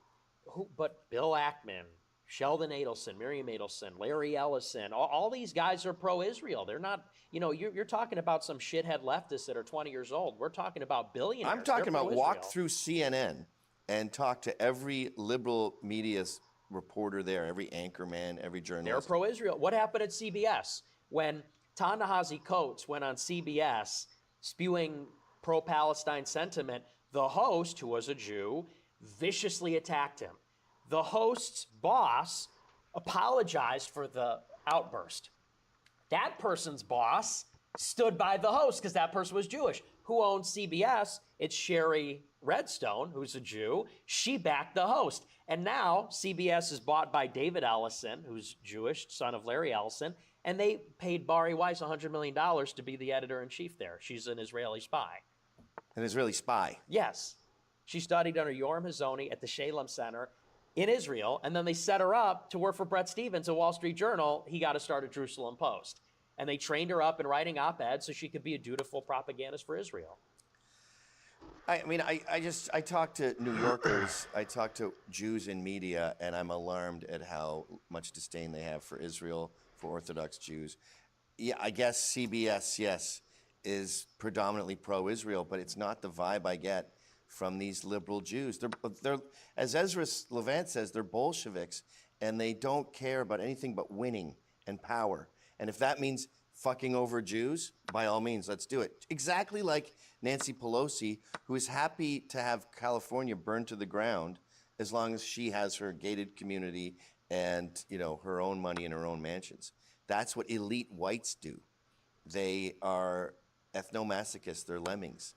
And so my goal, it's never happening, but it's for you to see these powerful Jews as elite whites. But they're not white. They're not white. They don't see themselves as white, and they're not white. They're wrong. Everyone's white.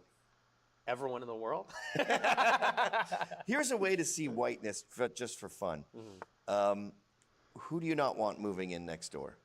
So even a lot of blacks are white. Like Denzel Washington moves next door. Nobody, maybe you might have a problem with it, but most white people are like, cool.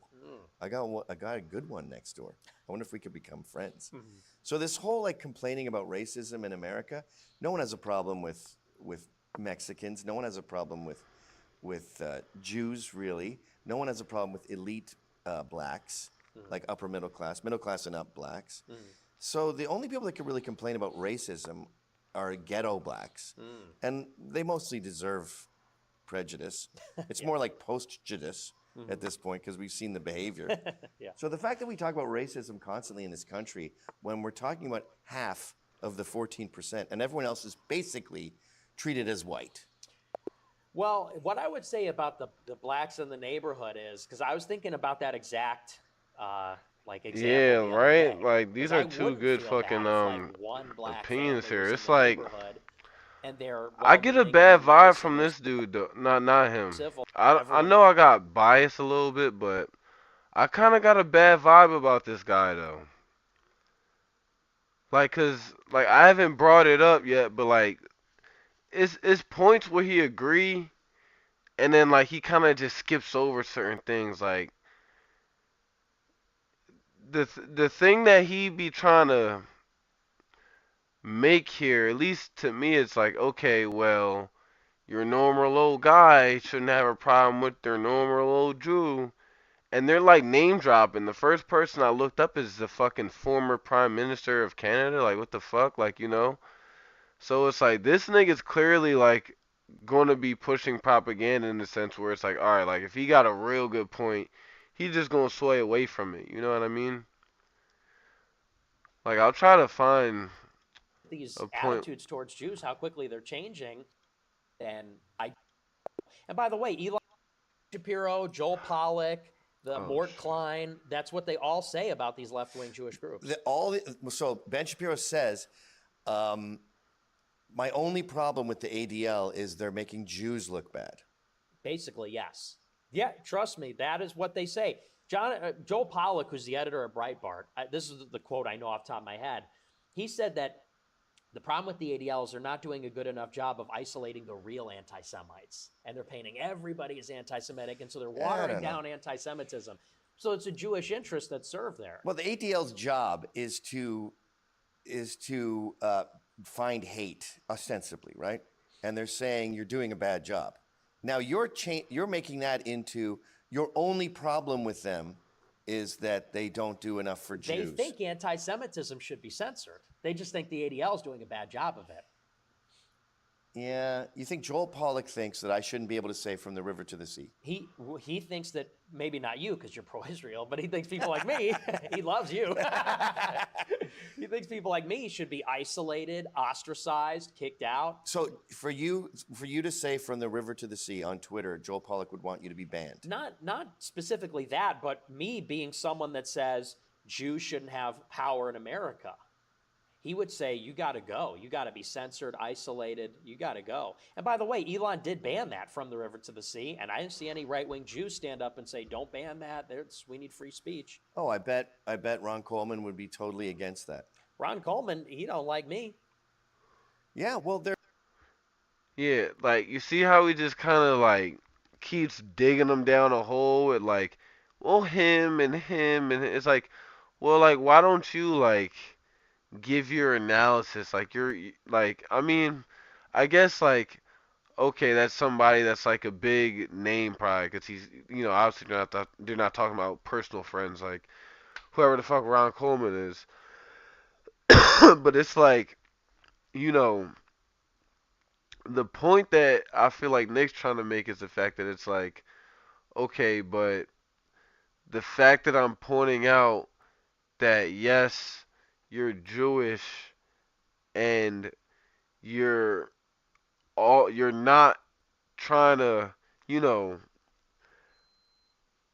like you're not trying to all the way push like your free speech, like you know what I'm saying? Like you're not agreeing that for the most part Jewish people want to censor, you know, what you say. Like you know what I'm saying? That it's not a free speech thing when it comes to talking about Israel.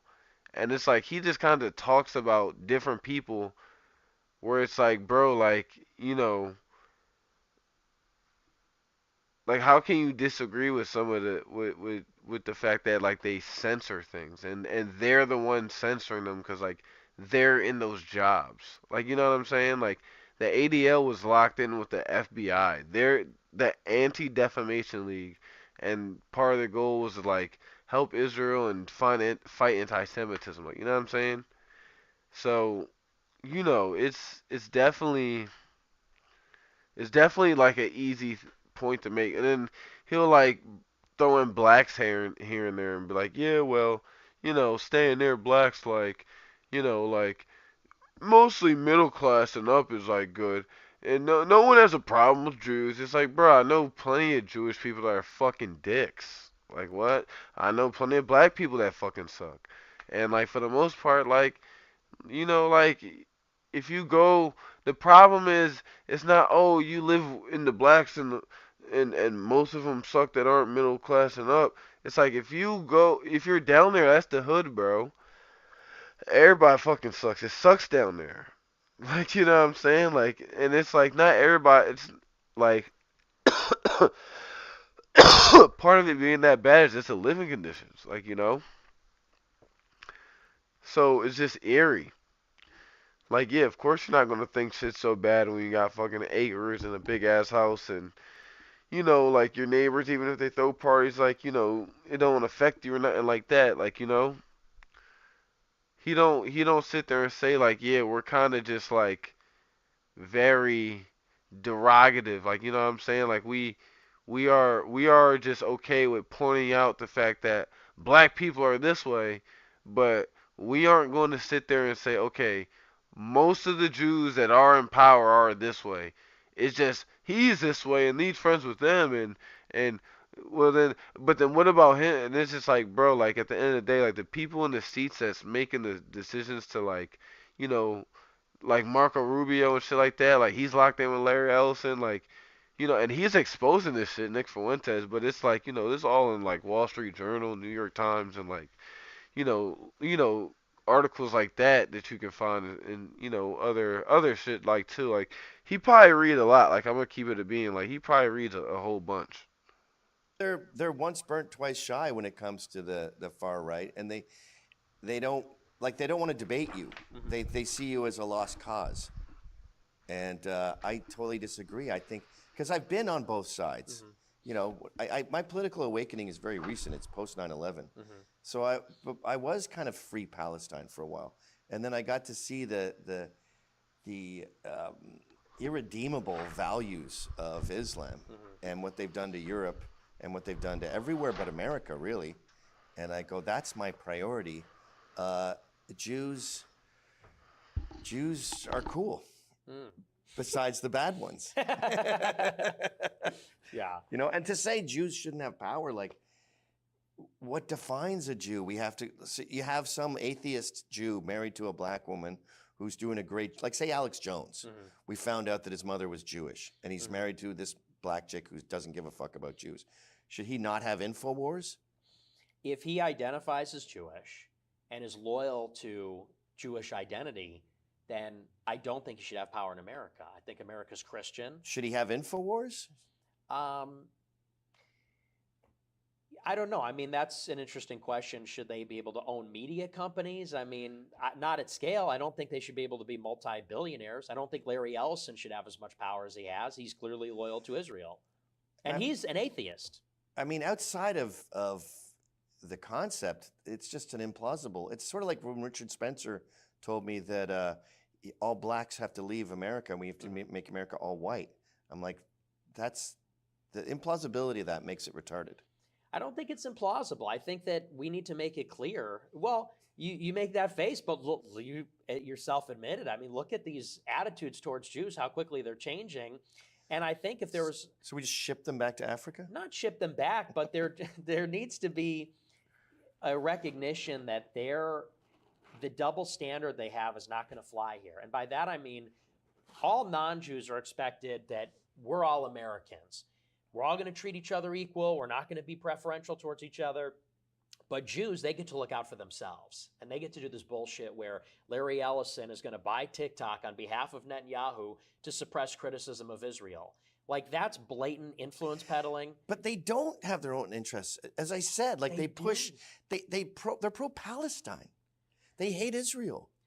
But Bill Ackman, Sheldon Adelson, Miriam Adelson, Larry Ellison, all these guys are pro-Israel. They're not, you're talking about some shithead leftists that are 20 years old. We're talking about billionaires. I'm talking about walk through CNN and talk to every liberal media's reporter there, every anchorman, every journalist. They're pro-Israel. What happened at CBS when Ta-Nehisi Coates went on CBS spewing pro-Palestine sentiment?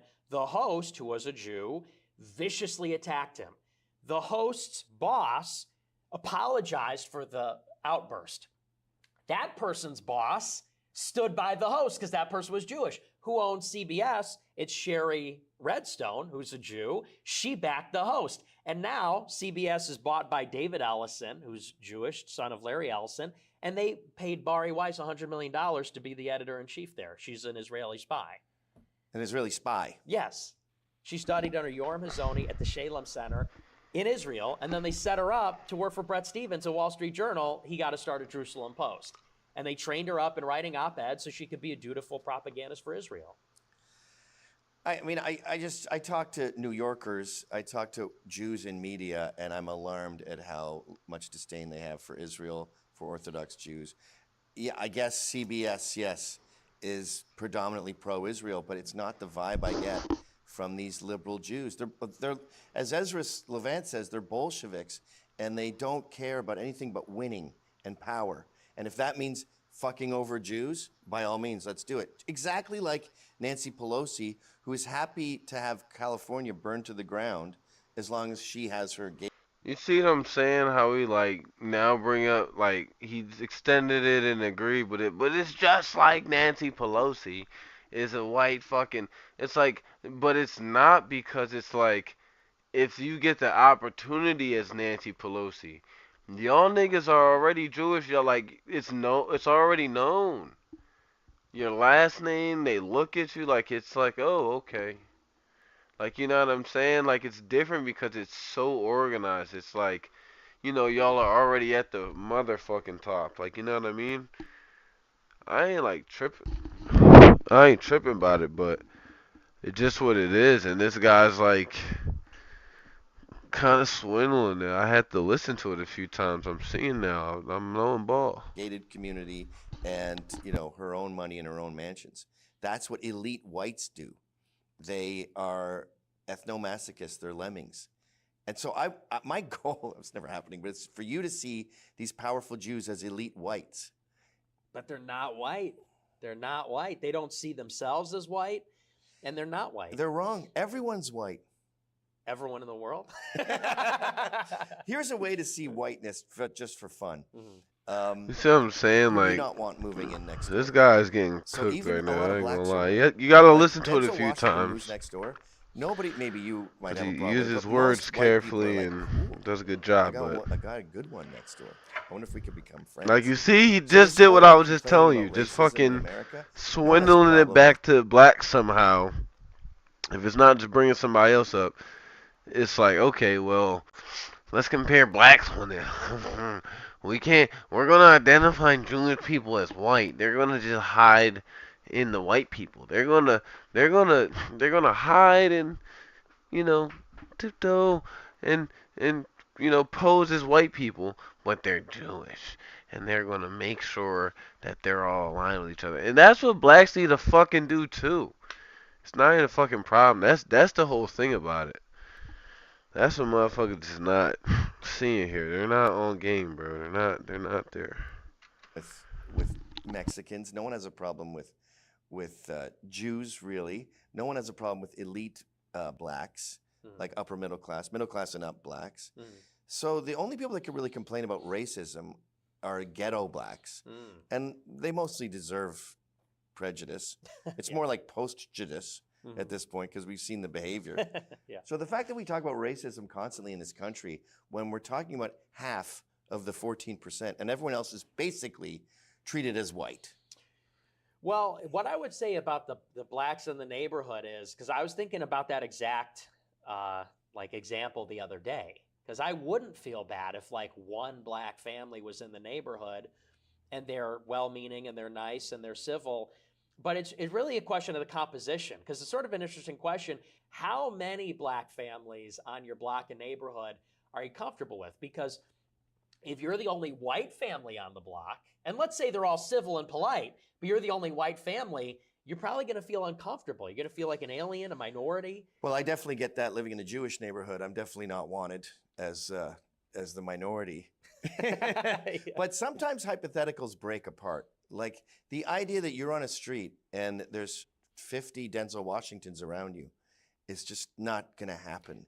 It's happening in Houston, Texas, with all these Indians. Denzel Washington, not Denzel's, but like Indians that are civil and polite and high earning. There's a lot of subdivisions that are all Indian with like two white families, and people go, I don't know if I have a problem with one Indian family in my neighborhood, but the whole neighborhood goes Indian. That's kind of what happened to Astoria, Queens. It just became completely Indian. Yeah, that's a good point. I'm reminded of that Charlie Kirk thing where they said, what if America had all the same values, Christian and everything, but they were all Pajeets? Yeah. And it's like, you can't do that. Like your hypothetical is too obtuse for me to think about it. But that's where it's going. Yeah. Yeah, but the other problem with that hypothetical is it's going there, but it's not going there in the sense that they're not Christian. They're not fans of the West. They're not assimilating. They're not learning English. They're not even liking America. when the World Cup is on, the Albanians have the Albanian flag on their car. They have no interest in assimilating. The whole idea of Henry Ford. Did you ever hear about the melting pot thing? He made one. And I didn't. You'd go up a ladder, down a ladder. You're in a pot that's as big as this room, and then you pledge allegiance to the flag. You sing the national anthem. Then you go up another ladder, and you keep the flag you were given. And it's obviously symbolic. You don't literally melt. And that notion, like I went to Ellis Island recently, and they kept it as is. And the last thing you see when you walk out is this massive painting banner that just says "Be loyal." They don't do that anymore. Right. In fact, I would argue often when immigrants come here and they want to assimilate, they become anti-American because that seems to be the norm. Right. So they are assimilating in a bizarre sense. Right.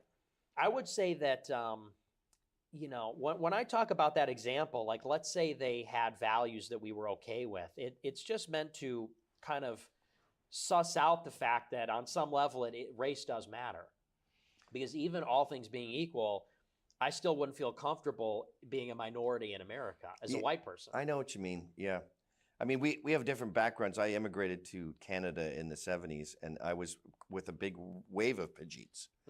And they were, because Canada is considered Britain, and Britain, all the colonies would come in. Jamaicans, they played cricket, they drank Guinness, they loved soccer.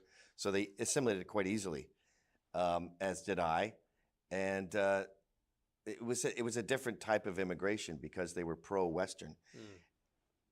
And so back then, I don't know, you didn't really see color. I know that sounds naive, but as the numbers went up, it didn't seem so bad. And now there's it just seems like apples and oranges now. Like they don't want to assimilate these Pajeets. They've totally outnumbered the place. And so you can't even discuss the concept of them being Western and Christian because that hasn't happened. Right. We used to open the gates, close them, and let everyone get on the same page. Open the gates, close them, great system. And then we broke the hinges off the gates. And so now immigration is just, it's fruitless to do analogies anymore because we see what's happening and it's fuck you. Right, right. And that's something we should focus on, not the Jews. I'm fucking sick of talking about Jews. I remember Cernovich said that once. He goes, I'm happy to talk about the Jews and Israel like once a month. But I need a fucking break. Like hanging out with Jake Shields, I had to lie down after. Because it was this. Then we drove to the city, it was all Jews. Then we went to 9/11, the memorial, that was all Jews. Jews did that.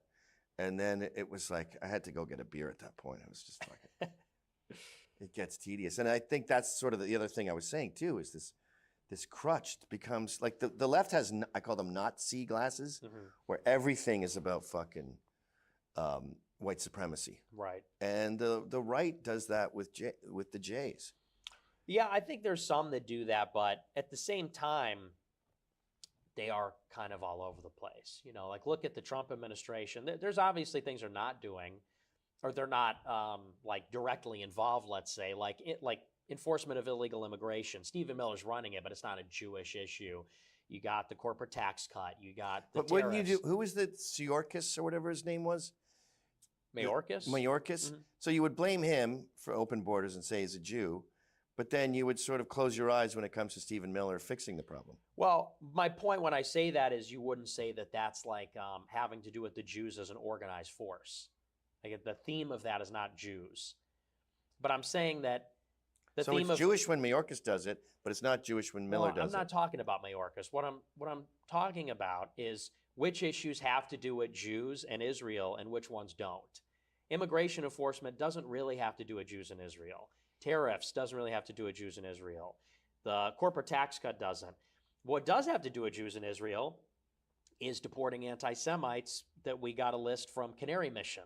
We were told who to deport. That happened in the State Department. What does have to do with them is bombing Iran because they instigated that war. They launched. Yeah, if we start a full-on war with Iran, I'm on your side. I want that. And you see how he's still trying to swindle it, bro, because, like, he's literally right about this. Like, I was looking at this just now. Like, fucking State Department revokes visas over Charlie Kirk comments. Like, and what's Charlie Kirk? Fucking Israel's best goddamn friend. Like that nigga called him, Like bro. you keep saying Israel's going to get us into a global war. If that happens, you were right. I'm saying they're Prescient trying to Nick. get us into a war with Iran, What did I say? a global war. Well, that is a global war. Not really. If China and Russia gets involved, But Russia won't upset Israel, and China won't get involved directly. They won't intervene to save Iran, and so it would just be a regime change war. I mean, it'd be a tall order, but I don't believe that would necessarily turn into World War III. Realistically, we're already in World War III. That's neither here nor there, but they are the ones egging us on. They want us to pursue regime change in Iran. They sabotage the deal. That has to do with Jews and their interests, Israel and its interests.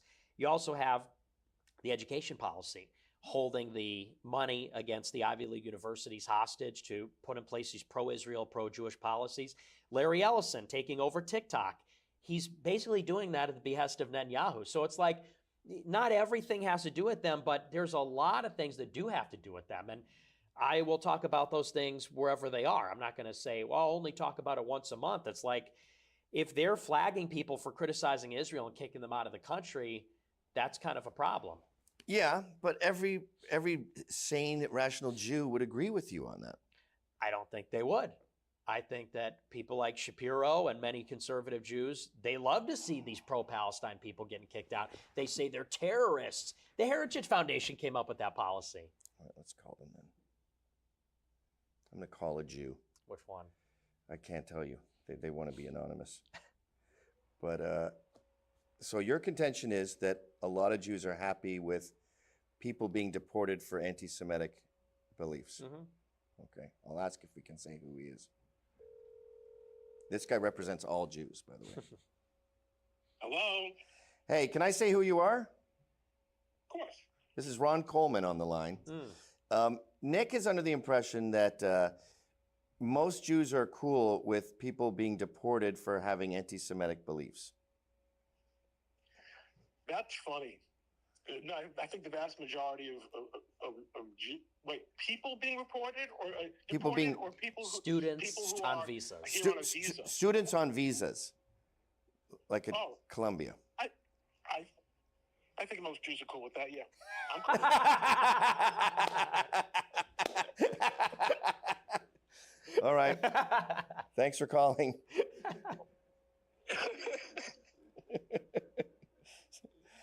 Well, yeah, I think I misunderstood the question. I thought you were saying just general American citizens. No, being the deported. policy they're at the State Department they're running. Yeah, well, I'm kind of okay with that too. Okay, so. Like you're here on a visa and you hate America. I don't even think Chinese people should go to our schools. I agree with that. Yeah. Like they're learning how to attack us. All these sheiks who come here from Muslim countries, they're happy to pay 150 grand a year, the foreign fee. But then Osama bin Laden went to Ivy League schools. I don't like that. Yeah, I agree with you. Okay, good. So yeah, that's not really free speech. Well, here's why it is, though, because it's part of clearly a concerted campaign to suppress that kind of sentiment on campus. If the Department of Education comes in and says, we're going to bankrupt you and we're going to cancel all your visas and we're going to deport students unless you implement anti-protest rules, unless you change your curriculum on Israel, etc., this is like a chilling effect on speech. We're looping around. I mean, you know how I feel about that. It sounds terrible, but under the circumstances, these schools are fucking insane. So it's drastic measures. Why not just arrest the people that are doing the bad things instead of like destroying free speech? Because you came here on an invitation. Like you came here with the backstage pass to meet Motley Crue, and you're wearing a shirt that says Motley Crue suck. You're not. Your backstage pass is revoked. Yeah, but they're not saying America sucks. They're protesting Israel, and they're getting bounced for that. And you're saying, well, we need to do that because I'm saying, like, if someone beats up a Jewish student, arrest that person. If they're on a visa, deport that person. But to go in and say, we're going to literally just break apart free speech on this issue? You're right. And this would be, you'd be much more right 20 years ago. But under the circumstances, like it's a fucking... they teach anti-Semitism, and this comes from Marxists hating the success of white people ultimately. Like what? How do you think? Do you blame Jews on Netflix sexualizing children? That's Barack Obama. He's a Barack Obama's Marxist. doing that? Yeah. He's in charge of Netflix and curating the talent pickers. What, is that the Jews too? Wait, is he? I don't know. What is? I know he Yeah. has a contract with Netflix, but is he running the show Yeah, there? it's the same way Jay-Z runs the Super Bowl. Jay-Z decides who gets to play in the Super Bowl. He doesn't literally run the halftime show, but he chooses. And Barack Obama's people choose that, and he's a Marxist. And when I think of the corruption of education, I mean, it probably is a Jew who's running the unions there, although I think one of the women's, there's 2 unions, and one of them is black. But that's Marxism. And Marxism is about destroying the West. Well, and I think that a lot of Jews become communists because they are like subversive. I think they're This is a fundamental disagreement you and I have. I believe that if you embrace Marxism, you become an atheist, you're no longer a Jew. You believe Jew is an ethnicity that's in your bones and you can never leave it, and they never want to leave it. Yeah, well, it's an ethnicity, so yeah, it's genetic. It's matrilineal. So George Soros is a Jew. Yes, all day, yes. Okay, that's the fundamental disagreement we have. Because his father was an atheist. He was raised on atheism. He speaks that stupid globalist language that they invented. What the fuck is it called? Oh, I know what you're talking about. Esperanto. Yeah, he's fluent. So I just see him as a Marxist saboteur with tons of money. But even religious Jews, they will look at secular Jews as like their wayward, This is people. the core of our disagreement. I totally fundamentally, everything else I'm like, I see what he's saying, maybe I go, but that is like a thump. That's a wall between us. I don't think they think that. I know that, here, I'll call another Jew. Like Jews fucking hate George Soros and feel no kinship with him whatsoever. Can you go tell them to hold on a sec? That's my son. He's very excited to meet you, him and his friends. Hey, I thought I was watching you live. No, it's not live. Shalom. Oh, no way. Hey, shalom. These are some of the Jews who own me. So I'm here with Fuentes, and we really came down to, like, you could invite them in, Sean. They just can't be on camera. We came down to our fundamental disagreement, and I've had this fight with him before. He believes that, like, even rabbis, Republican Jews, Orthodox Jews, they still feel an affiliation and a bond with someone like George Soros because he's an ethnic Jew and they're of the same cloth, in a sense. He's not 100% wrong about that, but it's. Okay, I'm not calling you guys anymore. This is not working out for me. No. But I'm saying he's not 100% wrong. But at the same time, like they'd be happy to see him in jail, or worse. I mean, they're not going to like save him from going to jail. They don't like him. They don't like what he does. They think he's an evil man, and they would want him to be taken down. So you're saying it more like a rich, educated black guy who's a judge seeing some like black monster kill a baby, and you're like, there's a kinship there, but fuck you. No, I think that that it's more like a father turning in his son, who he knows committed a crime or something, but not even like that. But I think that would be even closer. I think it's. So Soros is your son in that analogy. The prodigal son. Yeah, the prodigal son. I'm 200 years old, and so. Yeah, well, if there's one thing I've learned in this debate, it's not to call Jews.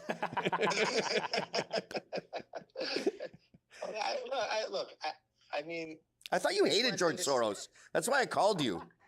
We do not like. No, we hate George Soros. I hate George Soros. I am not one of them who feels any affinity towards him. I think we should write it. I write him out right now. I'm not related to George Soros in any way. Book him or take him away, boys. Whatever needs to be done. Book him, I'm Dano. against him 1,000%. I mean, I would side with Nick for George Soros. I mean, I am not on George Soros's team, and I think I would speak. I can't speak for everyone. Everybody's an individual, but I think a lot of people would feel the same way as me. But I'm saying those who would say that there is some affinity would say, yes, I'm distantly related to him. What percentage? Out of all the Jews in America. Who knows? The percentages. Who's Not with the. I thought you guys love the numbers, getting down to it. All right, thanks for calling. I'm going to get back to this. No problem. Wow, these Jews are really letting me down. Let's divide this up into two parts. Okay. Do you think I want to do a second one without Jews? Okay. Absolutely. Yeah. Which is your favorite type of thing. So let's call it. Do you have anything else you want to add? Or? No, I think we covered a lot. Okay, so let's make this part one, Okay. the Jewish problem, and then part two will just be more jovial and stuff like that. Sure.